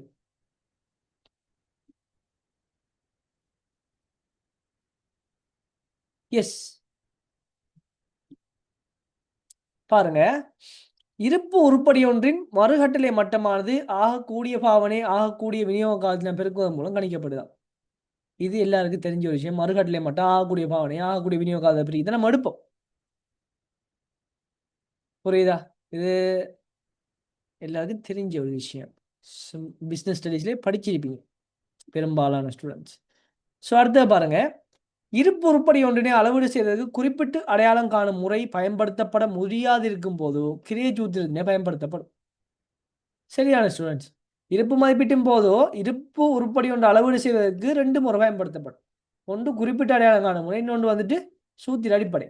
அப்படிங்கும் போது இங்கே குறிப்பிட்ட அடையாளம் காணும் முறை வந்து நம்ம பயன்படுத்த இயலாத சந்தர்ப்பத்தின் போது நம்ம என்ன சூத்திரங்களை பயன்படுத்தி நாங்கள் இருப்புகளை அளவீடு செய்வோம். இந்த கூட்டு சரியா? அப்படி இதில் யாருக்காச்சும் குழப்பமிக்குதா? ஸோ ஆன்சர் வந்துட்டு 5th ஒன் வரும், ஏபிசி ஆகிய எல்லாம். டவுட் சீக்குதா ஸ்டூடெண்ட்ஸ்? ஃபாஸ்ட்டாக சொல்லுங்க அப்போ. இன்னொரு 5 கொஸ்டின் சீக்குது, முடிச்சிட்டு ஃபாஸ்ட்டாக போவோம் நம்ம கம்பெனி. குயிக் ஆன்சர் பண்ணுங்க அப்போ. Zainab, Thilu, Rajini, Sajith, Rafha, Mishwar, Jawdath, Reshma, Shabsa, Zaina. Right right. So அடுத்த பாருங்க, 26 பாருங்க. எனக்கு ரொம்ப ரொம்ப இன்ட்ரெஸ்டாக, நான் ரொம்ப ரொம்ப டைம், எனக்கு இந்த கேள்வி டைம் ஒரு எப்படி சொல்கிறது, ஒரு 10 செகண்ட் விழிக்க மாட்டேன். அந்த கேள்வியை வாய்ச்சி மட்டும் தான் தாம, அப்படியே ஒரு டாபிக் தானே இது. அதனால் இதில் பெரும்பாலும் கேள்வி அவங்க சூஸ் பண்ணுறதில்ல. எல்லா ஸ்டூடெண்ட்ஸுக்கும் அப்படி தான் இருக்கும் இது. சரியா படிச்சீங்கன்னு சொன்னால் அதை போல் ஒரு ஈஸியான ஒரு டாபிக் இல்லை. பாருங்க, பின்வரும் தகவல்கள் 31/3/2024 முடிவடை மாதத்திலும் கம்பெனி ஒன்று சம்பளப்பட்டிருந்து விருதுப்பட்டுள்ளன. அடிப்படை சம்பளம் 7,500 ரூபா, படிகள் வந்து 2,500 ரூபா. சரியா? மொத்த சம்பளம் எவ்வளோ? மொத்த சம்பளம் எவ்வளோ சொல்லுங்க அப்போ. அடிப்படை சம்பளம் 7,500 ரூபா, படிகள் வந்துட்டு 2,500 ரூபான்னு சொல்லும்போது மொத்த சம்பளம் எவ்வளோ ஸ்டூடெண்ட்ஸ்?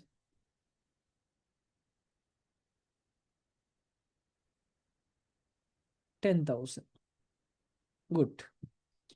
ஸோ அடுத்தது பாருங்க, மேலதிக தகவல் சொல்லிக்காங்க. 10,000, 10K. ரைட்.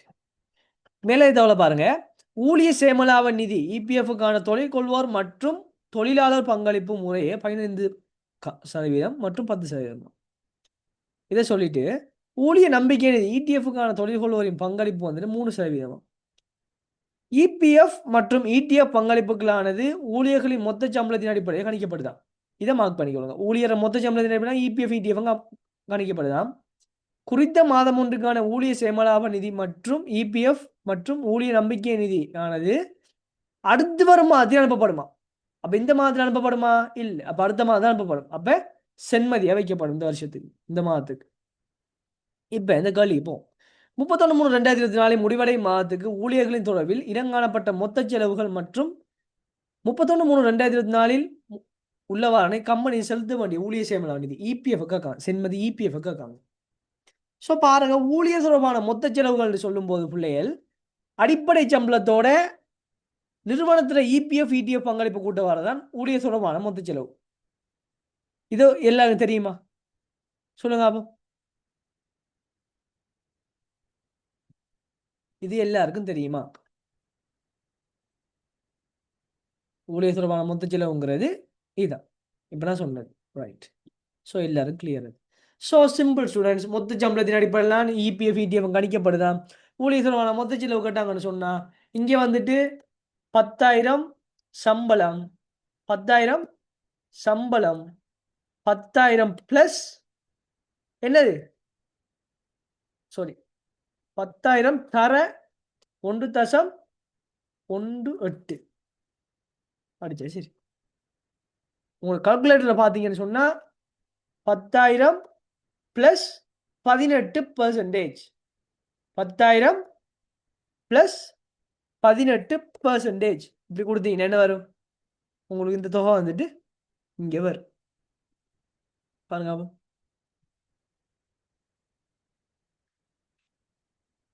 18%. இதுக்கு வராது, உங்கள் கால்குலேட்டர் அடிச்சா வரும். நீங்கள் கால்குலேட்டர் எடுத்து பாருங்க. அப்போ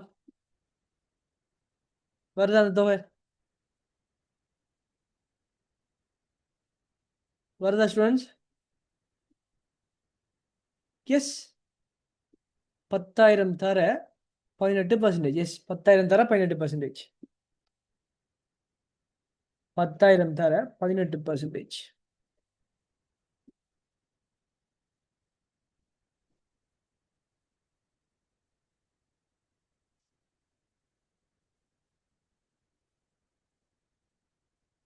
பத்தாயிரம் தர 18% கொடுத்தீங்கன்னா என்ன வரும் உங்களுக்கு? இங்கே வந்துட்டு மொத்த இபிஎஃப் மீடிஎஃப் வரும். 10,000 தர 118% கொடுத்தீங்கன்னா உங்களுக்கு மொத்த செலவு வரும். புரியுதா? அதாவது 10,000 தர 100ங்கிறது மொத்த சம்பளத்தை குறிக்கும். இந்த மொத்த சம்பளத்தோட இந்த 18%ங்கிறது இபிஎஃப் இடிஎஃப் குறிக்கும். புரியுதா? ஸோ இப்படி கேள்வி வந்துச்சுன்னு சொன்னா மொத்த சம்பள செலவு கேட்காங்கன்னு சொன்னா மொத்த சம்பளத்தை எடுங்க, மொத்த சம்பளத்தோட தர 118% அடிச்சுட்டீங்கன்னா சரி. அடிச்சுட்டீங்கன்னா சரி. வந்துச்சு எல்லாருக்கும் பாருங்க. அப்போ 11,800 ஜைனப், ரஃபா எல்லாருக்கும் ஓகேவாமா?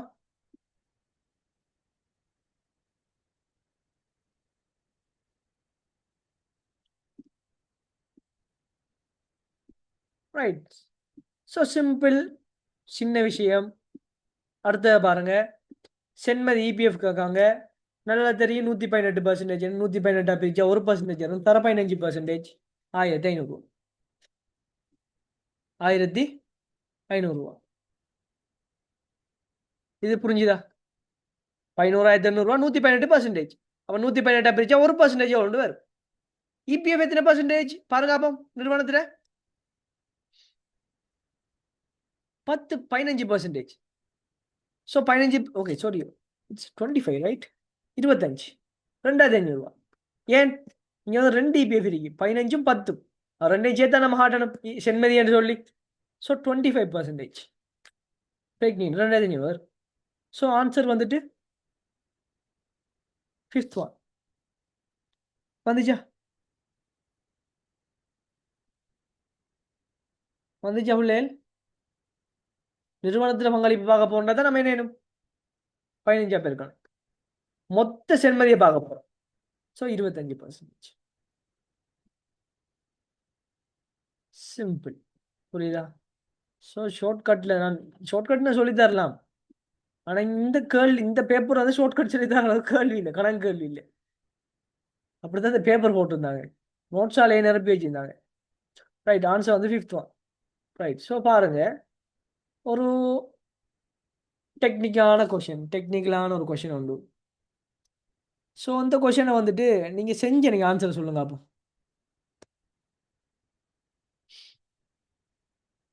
27, 28 ரெண்டே நீங்கள் செஞ்சு உங்களுக்கு நான் வந்துட்டு ஜஸ்ட் ஒரு 3 மினிட்ஸ் டைம் தார். நீங்கள் வந்துட்டு எனக்கு 10:57 எனக்கு என்ன இதுக்கு ஆன்சரை சொல்லுங்கள். Right, start.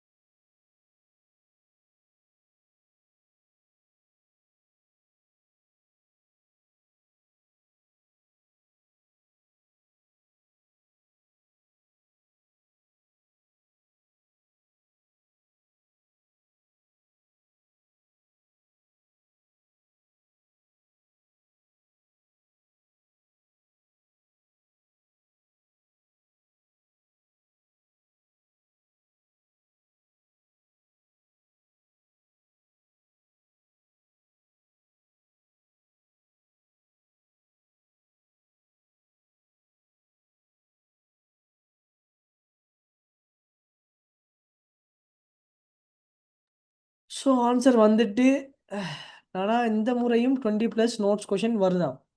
எஸ் 25 வந்தாலும் வரும், நம்பிடாது. ஏன்னா இந்த மாதிரி 23 2 வந்துக்குது. சம்டைம் வந்துட்டு 23 24 25 அந்த மாதிரி வரலாம். ஒரு 48% 49% ஆஃப் த கேள்வி வந்து நோட்ஸில் வந்து எதிர்பார்க்கலாம். ஸோ நல்லா ப்ரிப்பேர் ஆகுங்க, விட்டுறக்கூடாது. நோட்ஸ் வருதுன்னு சொன்னது நம்மளோட ஹால் அப்படியே யோசிச்சிடும்.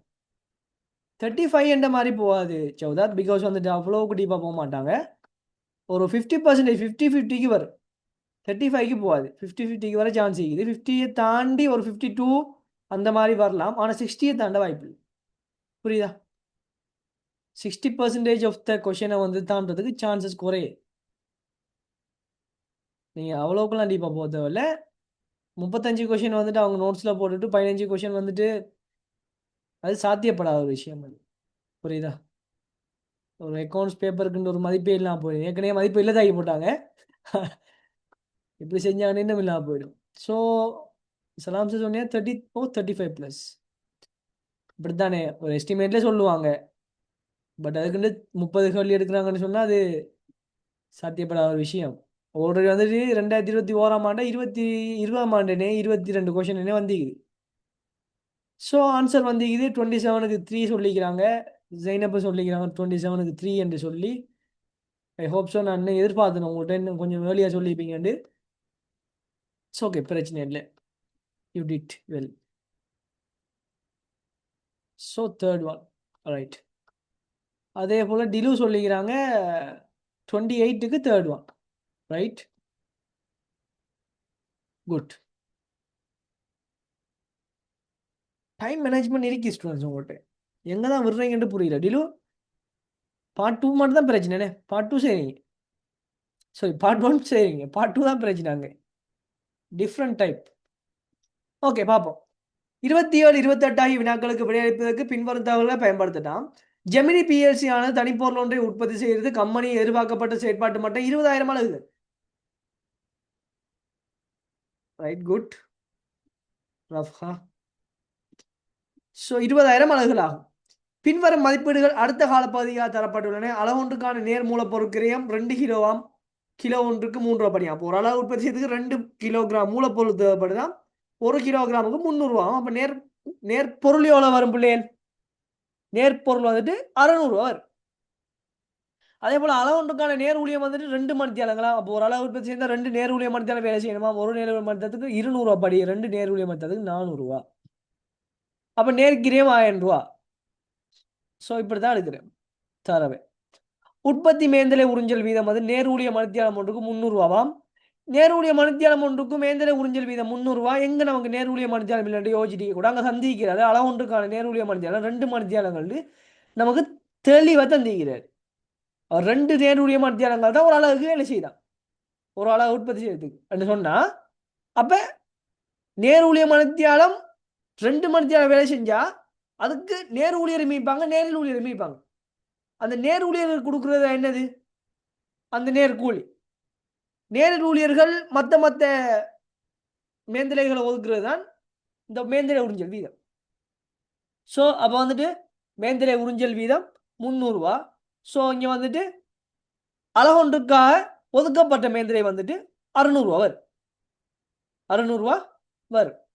ஸோ ஒரு அளவுக்கான உற்பத்தி கிரயம் வந்துட்டு 1600. அளவொன்றுக்கான உற்பத்தி கிரயம் 1600. ஸோ அடுத்து வந்துக்கிறாங்க பாருங்க 8,000 மொத்த உற்பத்தி எல்லா மேந்தலை. ஸோ இது வந்து உற்பத்தி எல்லா மேந்தலைக்கும் போது நிர்வாக மேந்தலை, விநியோக மேந்தலை, ஏனைய மேந்தலையாக காணப்படலாம். அடுத்தது மொத்த கிரியத்தில் லாபம் வந்து 25,000. ஸோ மொத்த கிரியத்தின் போது உற்பத்தி எல்லா மேந்தலையும் கூட்டித்தான் நம்ம என்னேனும் கிரியத்தை செட் பண்ணணும். கேள்வியை பாருங்க. மேலே தகவல் சொல்லிக்காங்க 50% உற்பத்தி மேந்தலைகளும் 75% உற்பத்தி எல்லா மேந்தலையும் மாறும் மேந்தலை கிரியங்களாக மதிப்பிடப்பட்டுள்ளது. அப்ப இந்த உற்பத்தி மேந்தலை 600 ரூபான்னு சொல்லியிருந்தோம். இந்த 600 ரூபாய்க்கு உள்ள 50%, அதாவது 300 ரூபா வந்துட்டு மாறுங்கிறியமாம். உற்பத்தி எல்லா மேந்தலை இந்த 8,000 ரூபாவில் 75%, அதாவது 6,000 ரூபா வந்துட்டு மாறும் மேந்தலையா. இதை சொல்றாங்க. சொல்லிட்டு கேட்கப்பட்ட கேள்வி பாருங்க. அளவொன்றுக்கான உற்பத்தி கிரியை மற்றும் அடுத்த காலப்பகுதிக்கான மொத்த நிலையான கிரியத்தை கேட்டா நான் ஆல்ரெடி சொல்லிடுறேன். அளவொன்றுக்கான உற்பத்தி கிரியை 1,600 ரூபா. ஸோ இதை வந்து கணிக்க போன மட்டும் சொன்னா நேர்பொருள் 2 கிலோகிராம் 2 கிலோகிராம் தர 1 கிலோகிராமுக்கு 300 படி இங்க வந்து 600 வரும். அதே மாதிரி நேர்கூலி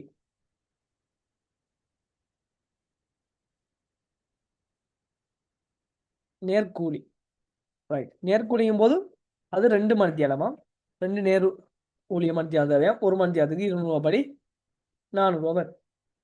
அப்ப இதான் என்னது நமக்கு நேர்கிரியம். அதே போல மேந்தலையை பார்த்தோம்னு சொன்னா மேந்தலை உறிஞ்சல் வித ஒரு மணித்தியாலத்துக்கு 300 ரூபாவாம். ஆனா 2 நேர்வூழிய மணித்தியாலம். அந்த நேர்வூழிய மணித்தியாலம் எங்க இருந்து எடுத்தோம்? இதோ இங்க இருந்து எடுத்து. ஸோ இங்க 600 ரூபா வரும். அப்ப 1000 ரூபா பிளஸ் 600 ரூபா அலகு உற்பத்தி கிரயம். அலகுக்குரிய உற்பத்தி கிரயம் எவ்வளவு வரும்?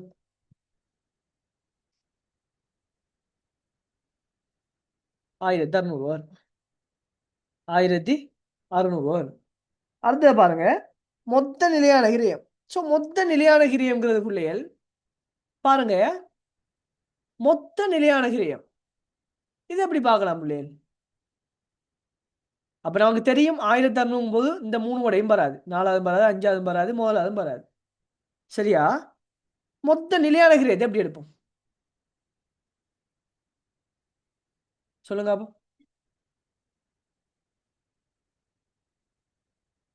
அவங்க சொல்லிக்கிறாங்க எத்தனை ஆயிரம் அலகு இந்த உற்பத்தி மேந்தலை வந்துட்டு 600 ரூபா ஒரு அலகுக்குரியது. அப்ப நம்ம 20,000 அலகுக்கு பார்ப்போம்.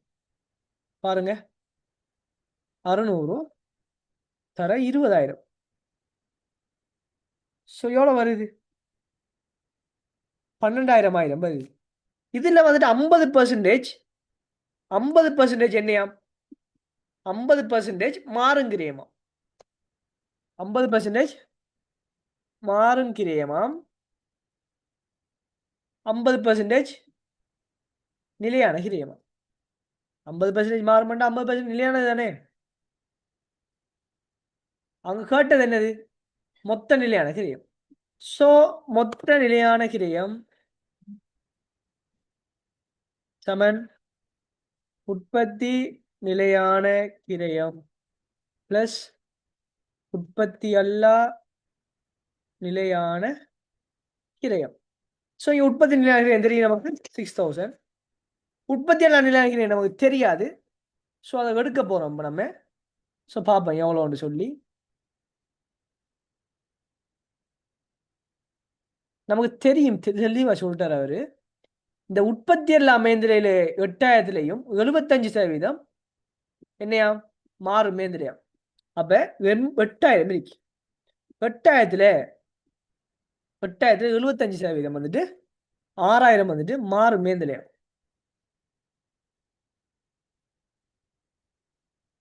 அப்ப மிச்சம் வந்துட்டு எவ்வளவு வரப்போகுது? 2000 நிலையான மேந்திரையா வரப்போகுது. நிலையான மேந்திரையா வரப்போகுது. ஸோ இங்க உற்பத்தி அல்லா நிலையான கிரியம் வந்துட்டு 2000. ஸோ எவ்வளவு வரப்போகுது? 8000 வரப்போகுது. ஆன்சர் ஓகே எல்லாருக்கும்? ஆன்சர் எல்லாருக்கும் ஓகேவா?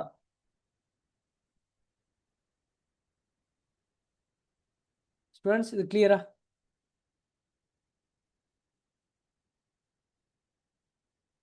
சொல்லுங்க அப்போ.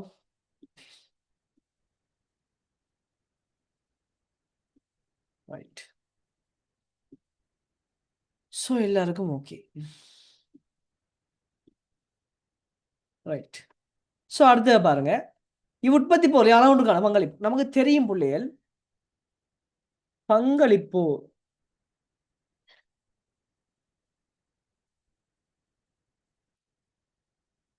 அலகு பங்களிப்பு சமன் அலகு விற்பனை விலை செய்ய அலகு மாறுகிறேன். ஸோ இங்கே அலகு விற்பனை விலை நமக்கு தேவை பிள்ளைகள். அப்படிங்கும் போது நம்ம விற்பனை விலை இங்கே நம்ம தீர்மானிக்கணும். மொத்த கிரேதி 25 லாபம் வைக்கணுமா? அப்போ அலகுக்குரிய விற்பனை விலை இருக்கும்போது இங்கே வந்துட்டு 8000 உற்பத்தி எல்லாமே இதிலேக்கு அது அலகு ஃப்ரிட்ஜ் பண்ணி சொன்னால் மொத்த கிரியம் எடுக்கலாம். ஸோ இங்கே வந்துட்டு நம்ம இதை இல்ல துடிப்போம். எஸ் இங்கே வந்துட்டு இது அலகு நான் ப்ரொடக்ஷன் ஓவர் ஹெட், அளவுக்குரிய உற்பத்தி எல்லாமே இருந்தது. ஸோ இங்கே வந்து 8000 தான், 8000 20,000 அழகாம் பிரிச்சோம்னு சொன்னால் ஒரு அளவுக்கு எவ்வளோ வரும்? 400 வரும். ஸோ மொத்த கிரயம் சாரி ஸோ மொத்த கிரயம் 2000 வரும். அப்போ டிசி மொத்த கிரயம் 2000 வரும். 25% மார்ஜின் இங்கே வந்துட்டு ஓகே லாபம் வந்துட்டு மார்ஜின் மார்க்கப் நீங்கள் படிச்சிக்க மாட்டீங்களே. ஸோ இதில் வந்துட்டு 25%. ஸோ பார்த்தோம்னா 500 வரும். ஸோ இங்கே வந்துட்டு விற்பனை விலை சமன் எவ்வளோ வரப்போகுது? 2500. 2500 விற்பனை விலை வரப்போ 2500 விற்பனை விலை. நமக்கு தெரியும் 1000 ரூபாய் இது வந்துட்டு மாறுங்கிறியம். ஸோ மாறுங்கிறியத்தை எடுத்தோம்னு சொன்னால்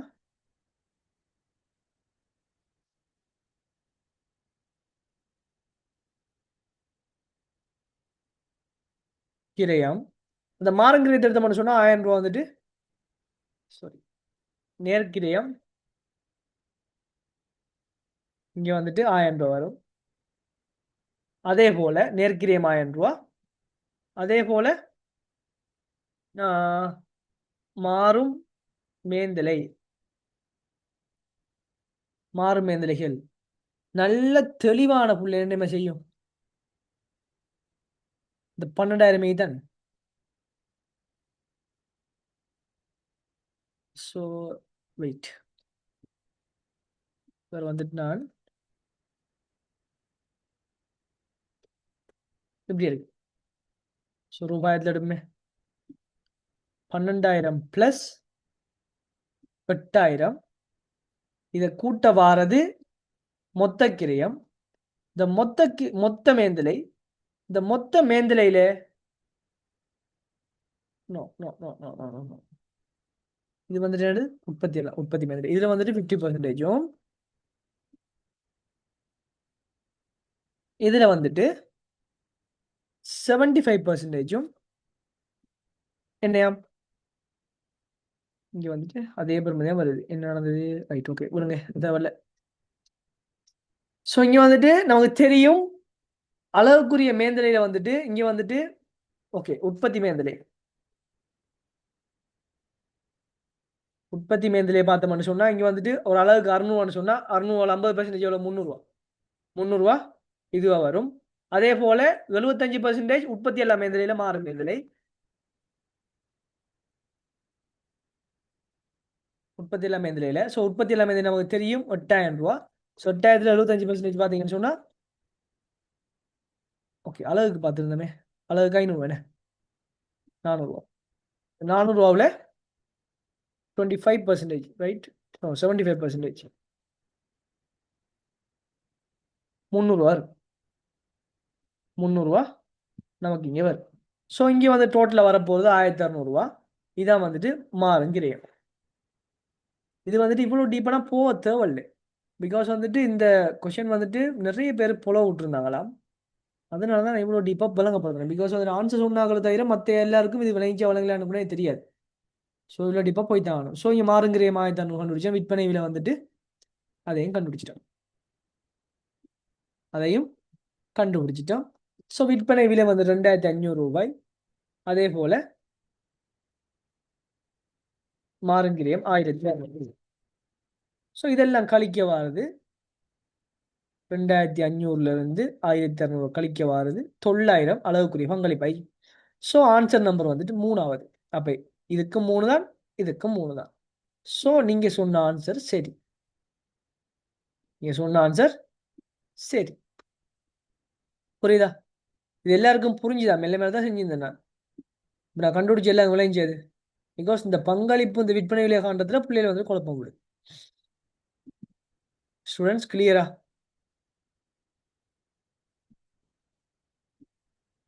ஜெய்னப்புக்கு எல்லாத்துக்கும் ஓகே. மத்தாக்களுக்கு அம்னத்துக்கு ஓகேவா? ஜவுதாத்துக்கு ஓகேவா?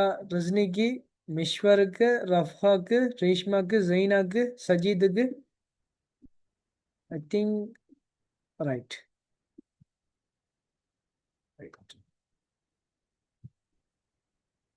Sub size missing, right? Right. So 29 பாருங்க. அது ரொம்ப ரொம்ப ஒரு சின்ன ஒரு கொஸ்டின் உண்டு. 29 கம்பெனி ஒன்று செயற்பாட்டு மட்டம் 1,00,000 அளவிலாம் பின்வரும் தகவல்கள் தரப்பட்டிருக்கு. 31/3 முடிவடைவது தொடர்பானதாம். 24 முடிவடைவது தொடர்பானதாம். விற்பனை 12,000 இருக்கா. மொத்த நிலையான கிரியம் வந்து 3,000 இருக்கா. லாபம் வந்து 2,000 இருக்கா. லாபம் வந்துட்டு 2,000 இருக்கா. சமப்பாட்டு புள்ளி அளவுல கட்டிக்காங்க. அதே போல அளவுண்டுக்கான மாறுங்கிறையும் கட்டிக்காங்க. சமப்பாட்டு புள்ளி அளவுண்டுக்கான மாறுங்கிறையும் அளவுண்டுக்கான மாறுங்கிறதை கண்டுபிடிக்கலாம் பிள்ளைகள். எப்படி எப்படி பிள்ளைகள்?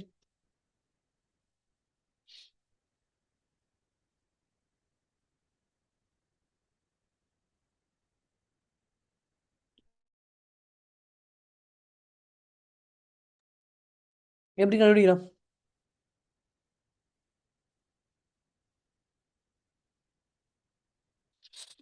இதை வந்து நம்ம ரிவர்ஸ்ல செஞ்சு போகலாம். லாபம் 2,000 இது. அதோட மொத்த நிலையான கிரியம் 3,000 தான். 3,000 தான். அப்ப இது மொத்த பங்களிப்பாகும்.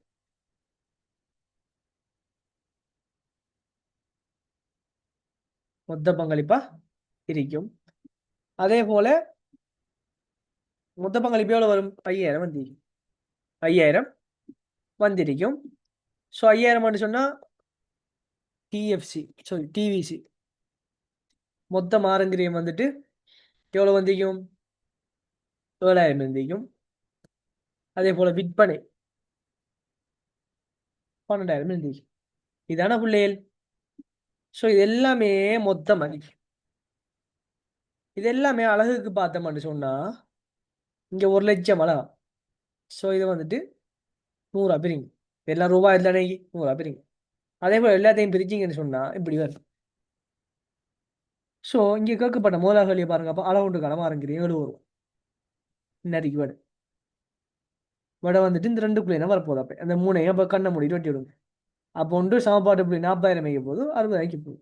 ஸோ விற்பனை விலை தெரியும். ஒரு அளவுக்கான விற்பனை விலை 120 ரூபா. நிலையான கிரியம் தெரியும். பங்களிப்பு தெரியும். ஸோ என்ன சொல்லுங்க? 3,000 தான் நிலையான கிரியம். 3,000 அளவுக்குரிய பங்களிப்பாளர் பிரிச்சு விடுங்க. எங்க இருக்குது? 60,000 பரப்பு. இது வந்துட்டு ரூபாயத்தில் செஞ்சதால அப்படி வந்திருக்குது. இப்படி செஞ்சீங்கன்னு சொன்னா என்ன வரும் உங்களுக்கு? சரியா வரும். ரூபாயிரம் இல்லாமல் செஞ்சா 60,000 பேர்.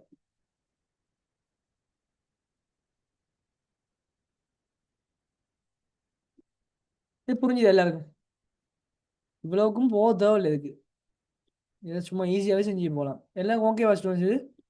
ஸோ ஆன்சர் நம்பர் வந்து 5th ஒன் அவர். கிளியரானே? ரொம்ப சிம்பிள்.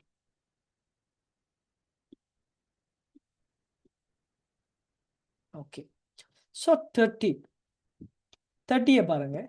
நிறுவனம் ஒன்று 5 வருட பயந்திர ஆயுட்காலத்தை கொண்ட இயந்திரம் ஒன்றை முதலீடு செய்யும் செயற்திட்டம் ஒன்றை கவனத்தில் கொள்கிறது. இவ்வியந்திரத்தில் மதிப்பிடப்பட்ட கிரயம் 1,000 ரூபா. இச்சேத்திட்டத்திலிருந்து வருடாந்த தேறிய காசு உட்பாய்ச்சல் 2,00,000. இச்சேத்திட்டத்தின் எதிர்பார்க்கப்பட்ட வருவாய் வீதம் வந்துட்டு என்னையா? 10%.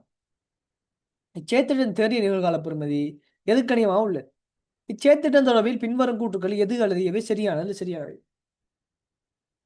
பாருங்க, இச்சேத்திட்டத்தின் மொத்த எதிர்கால தேறிய காசு உட்பாய்ச்சல்களின் நிகழ்கால பெறுமதியானது அதன் ஆரம்ப முதலீட்டை விட குறைவாக உள்ளது.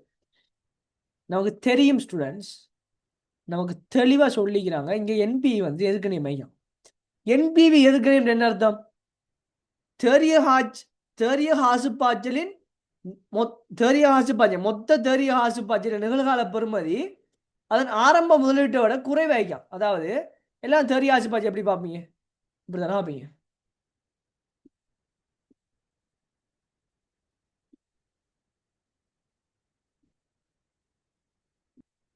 ரைட். இப்படி தான் பார்ப்பீங்க. இப்போ வந்துட்டு ஆரம்பத்தில் 1000 போகும். அந்த 1000 என்ன வைங்க, இங்கே போடுவீங்க. அதே இங்கே காப்பி பண்ணி விடுவீங்க. போட்டுட்டு மூணாவது வருஷம் இவ்வளவோ, மூணாவது வருஷத்துக்கு எங்களுக்கு ஒரு 300 வருது. சரியானே? 300 எங்களுக்கு வருது. 2வது வருஷத்துக்கு ஒரு 300 வருது. 3வது வருஷத்துக்கு ஒரு 200 வருது. 4வது வருஷத்துக்கு 100 வருது. 5வது வருஷத்துக்கு 20 வருதுன்னு சொல்லி போட்டோம். இப்போ நீங்க இது எல்லாத்தையும் சீராகினீங்கன்னு சொன்ன உங்களுக்கு இப்படி மைனஸ்ல வருது. இதைத்தான் என்பிவி எதுக்கு மட்டும் சொல்றேன். சரியா? என்பிவி நீங்க எதுக்கு இப்படி தடுப்பீங்க. சரியா? இப்போ வந்துட்டு இவங்க சொல்றாங்க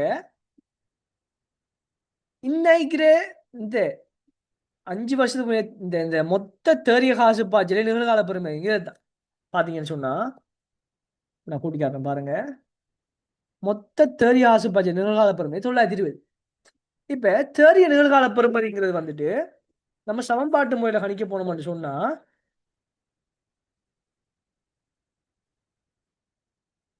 சமன்பாட்டு முறையில கணிக்க போனோம்னு சொன்னா மொத்த வருடாந்த மொத்த தேறிய காசு பாய்ச்சலின் நிகழ்கால பெறுமதி.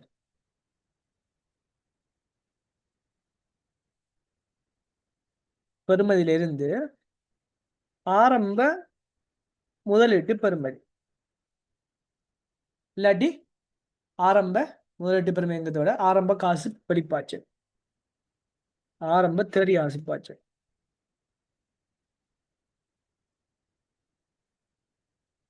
இப்படி கொடுக்கலாம்.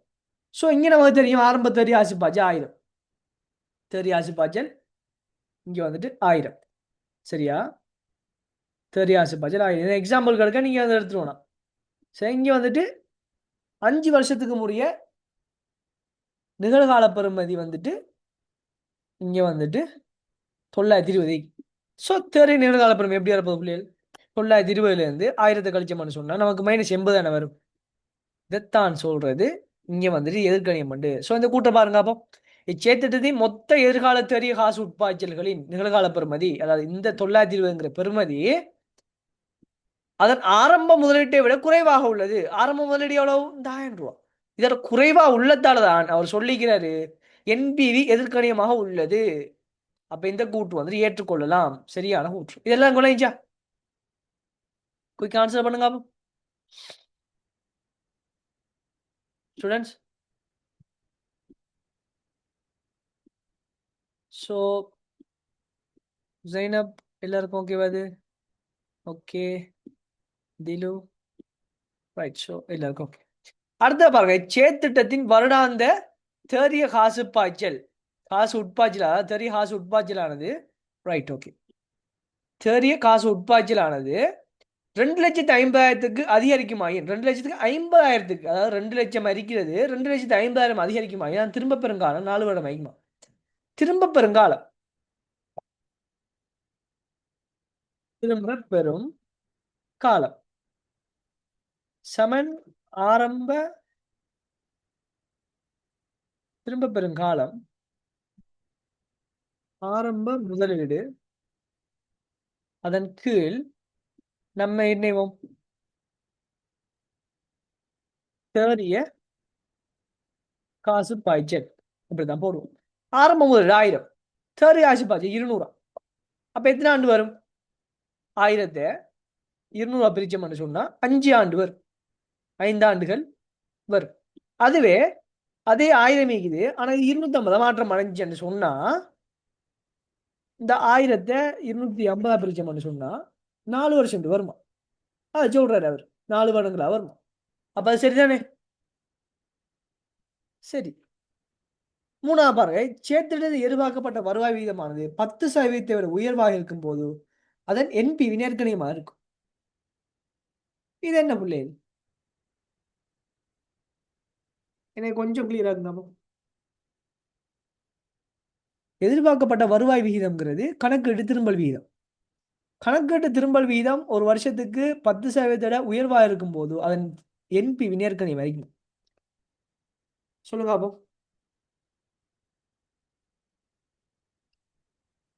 Zainab,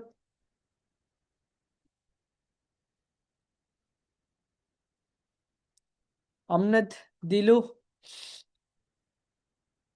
Jawdat, Rizni, Mishwar, Rafha, Reshma.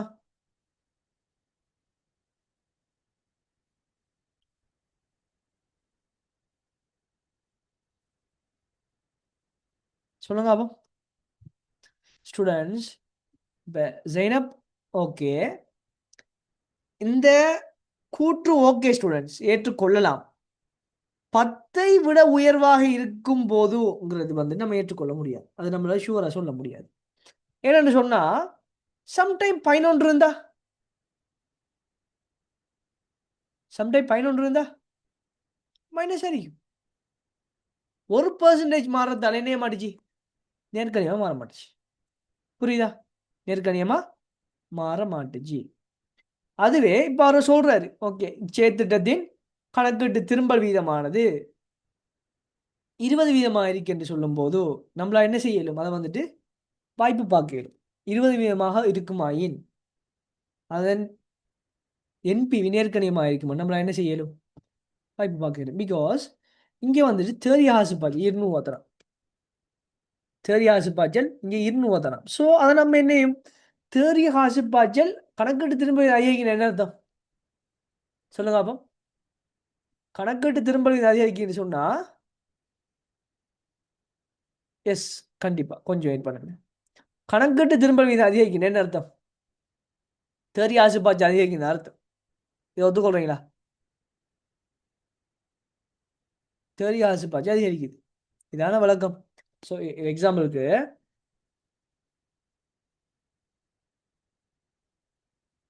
கணக்கீட்டு வருவாய் விகிதம் சமன்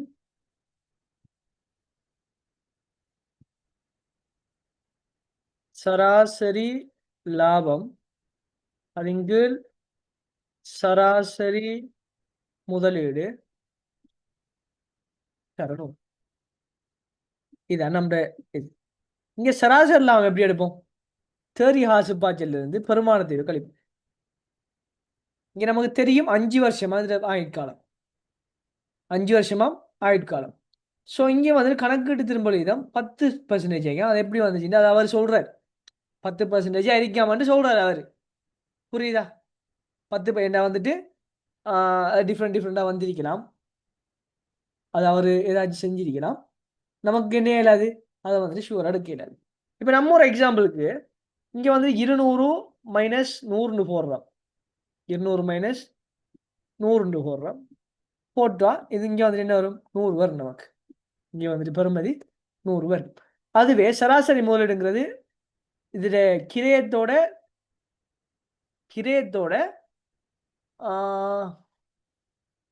எஞ்சிய பெறுமதி கூட்டி 2ஆ பிரிக்க வரதான் சராசரி முதலீடுங்கிறது. புரியுதா? அப்போ இங்கே வந்துட்டு 1000-ஐ 2ஆ பிரிச்சு விட்டா சரி, என்ன எஞ்சிய பெறுமதி இல்லை, 500 இருக்குது, 500 இருக்குது. So 500, right. ஸோ 500 அப்போ 100-ஐ 500-ஆ பிரிச்சு 100-ஆ பிரிக்கினா 20% வரும், 20% வரும். ஸோ 20% வரும்போது எஸ், இது வந்து நேர்கணியம் மட்டும் சொல்லலாம் பிள்ளை நம்மளால. 20% வந்தா என்னன்னு சொன்னா இங்கே சராசரி லாபத்தை பாருங்க. அப்போ சராசரி லாபம் ப்ளஸ்ல இருக்கு, சராசரி லாபம் மைனஸ்ல இருந்தால் தான் அங்கே வந்துட்டு தெரிய நிகழ்கால பெருமை மைனஸ்ல வரும். புரியுதா? அங்கே லாபம் இல்லை நட்டம் இருந்தால் தான் வந்துட்டு என்ன ஆகும்? மைனஸ்ல வரும். புரியுதா? இதை அண்டர்ஸ்டாண்டிங் பண்ணி கொள்றீங்களா? இது வந்துட்டு தேவையில்ல உங்களுக்கு, இப்படி உங்களுக்கு இவ்வளோ டீப்பாக போக தேவையில்ல, பட் புரிஞ்சு வச்சுக்கொள்ளுங்க. சேத்தில எதிர்பார்க்கப்பட வருவாய் 10 பேர் உயர்வாக இருக்கும்போது அது வந்துட்டு எப்படி இருக்கும்? சம்டைம் 11 இருந்தா அதை நம்ம என்ன செய்யலாது? எதுக்கு நியமாக தான் இருக்கும், ஷுவராக சொல்ல இயலாது. ஸோ இது வந்துட்டு ஒரு குழப்பத்துக்குரிய ஒரு விஷயம், சரியான ஷுவராக நம்மளை அடுக்க இயலாது. அடுத்தது பாருங்க, ஜெயினப் கேட்டிருந்தீங்க, இச்சேத்திட்டத்தை மொத்த எதிர்கால தெரிய காசு உட்பாஜி நிர்கால பெறுமதியாக அது ஆரம்ப முதலீட்டில் குறைவாக உள்ளது. இப்போ பாருங்க ஜெயினப், நீங்க தெரிய நிகழ்கால பெறுமதியை வந்துட்டு கணிக்கும் போது, அதாவது கணக்கெல்லாம் செஞ்சு இறுதியில் தெரிய நிகழ்கால பெறுமதியை கணிக்கும் போதோ இப்படி ஒரு அட்டவணை ஒன்று போடுறீங்க பாருங்க. அப்போ நான் சொல்றேன், ஆண்டு ஆண்டு தேறிய காசு பாய்ச்சல். அதே போல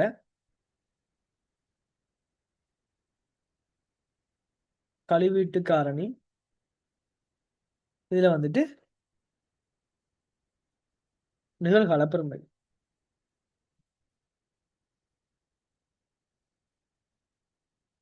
இப்படி போடுவீங்க. இப்படி வந்துட்டு நீங்க என்னவீங்க, இப்படி வந்துட்டு போடுவீங்க.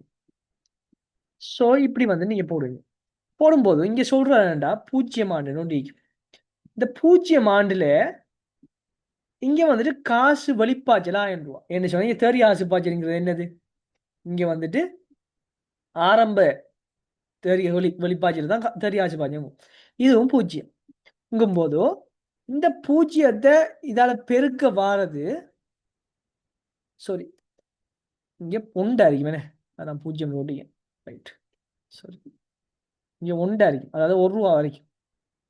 ஸோ பெருக்க வாரது இங்கே 1000 ரூபா மைனஸ் ஆയിരിக்கும். அதுவே முதலாவது ஆண்டு படி, 2வது ஆண்டு, 3வது ஆண்டு, 4வது ஆண்டு, 5வது ஆண்டு இதை கழிச்சு இதெல்லாம் சீராக்கம் செஞ்சு வாரதா நமக்கு என்னது? என்பிவியா இருக்கும். என்பிவியா இந்த இடத்துல காணப்படும். சரியானே?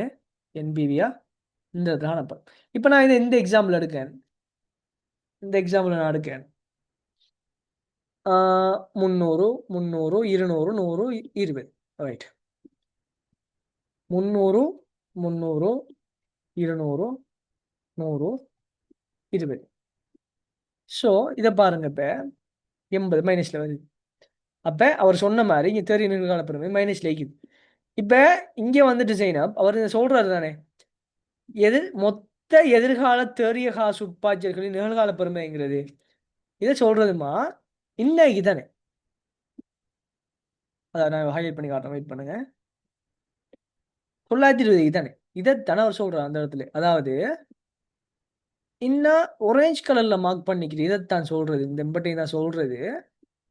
இந்த ஒரேஞ்ச் கலர்ல மார்க் பண்ணிக்கிறது தான் சொல்றது மொத்த எதிர்கால தெரிய காசு பாய்ச்சல்களின் நிகழ்கால பெருமைங்கிறது. அப்ப இந்த மொத்த இங்கே ஒவ்வொரு காசு பாய்ச்சல் வரும் தானே, இங்கே ஒவ்வொரு காசு பாய்ச்சல் வரும். அப்ப இதுல எல்லாத்திலையும் நிகழ்கால மொத்த தெரிய காசு பாய்ச்சல் இதுல வாதத்திலே நிகழ்கால பெருமை தான் இதுல 3. இது புரியுதா? நிகழ்கால பெருமை தான் இது. அப்ப இந்த நிகழ்கால பெருமதி இம்பட்டையும் கூட்டவாறு 920 அன்னைக்கு. ஆனா ஆரம்ப முதலீடு எவ்வளவு இருக்கு? 1000 ரூபாய் இருக்கு. அப்ப ஆரம்ப முதலீட்டை விட மொத்த தெரிய காசு பாய்ச்சல் நிகழ்கால பெருமதி குறைவா இருக்கு. அதால இங்க வந்துட்டு தெரிய நிகழ்கால பெருமதி மைனஸ் ஆയിരിக்கும். அவர் ஆல்ரெடி நம்ம கேள்வி சொல்லிக்காரு தெரிய நிகழ்கால பெருமதி மைனஸ் என்று சொல்லி. ஸோ எஸ், இது நான் சும்மா எக்ஸாம்பிளுக்கு எடுத்த பெருமதி. புரியுதா? அவர் சொல்லிக்காரு நான் எதுக்கணியம் மட்டும் சொல்லி அதெல்லாம் எடுத்துக்கிறேன். புரியுதா? அப்ப எதுக்கணியம் ஆகிக்குன்னு சொல்லிக்காரு. அப்ப எதுக்கணியம் சொல்லிக்கும் போதோ அந்த இடத்துல இவ்வாறு தான் வஞ்சிருக்கும். 920 மைனஸ் 1000 இப்படித்தான் அந்த இடத்துல வந்திருக்கும். இது ஒரு எக்ஸாம்பிள். புரியுதா? இது ஒரு எக்ஸாம்பிள். ஓகேவா ஜெயினப்? கிளியராமா? ரைட். ஸோ டைமை ஓட விட்டுட்டோம். ஸோ நம்ம இன்னைக்கு கம்பெனி செய்ய முடியாதுன்னு நினைக்கிறேன். என்ன கம்பெனியை வந்துட்டு என்ன ஸ்டூடெண்ட்ஸ் ஓவரால் நம்ம எல்லாத்தையும் பார்த்துட்டோம். டுமாரோ செய்வோம் என்ன? ஸோ டுமாரோ செய்வோமா? ரைட். ஸோ ஆன்சர் நம்பர் ஏபிங்கிறது answer number 2i. Answer number 2i. Right. So tomorrow save company. So it's all complete. Second paper complete பண்ணிட்டோம். So what you feel my dears? இந்த paper எப்படி இருந்துச்சு உங்களுக்கு? I hope so. Zainab வந்துட்டு videos பார்த்தீங்களாமா? நான் வந்துட்டு ஒரு வீடியோ அப்லோட் பண்ணியிருந்தேன். ஜெயினப்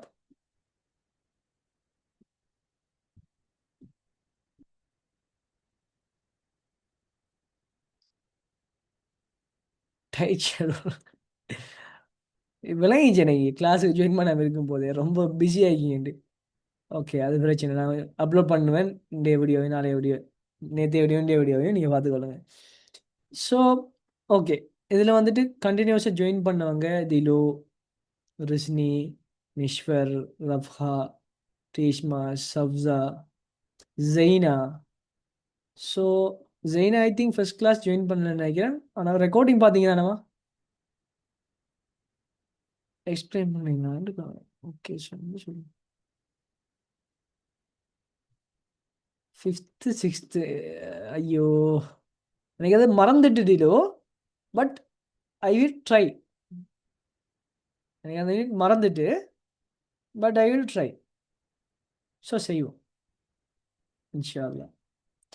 ஸோ ஸ்டூடெண்ட்ஸ், ஓகே கொஞ்சம் வெயிட் பண்ணுங்க, நான் ரெக்கார்டிங்கை வந்துட்டு ஆஃப் பண்ணிட்டு வரேன்.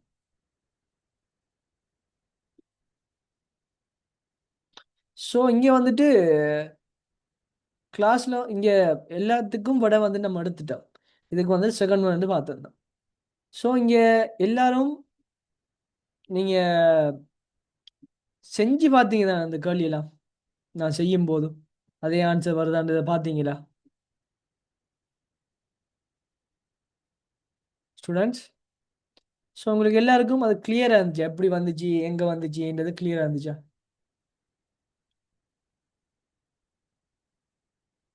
Right, good. ஸோ மேக்ஸிமம் நோட்ஸுக்கு ரெடி ஆகுங்க. ஓகே, நோட்ஸுக்கு வந்துட்டு ரெடி ஆகுங்க.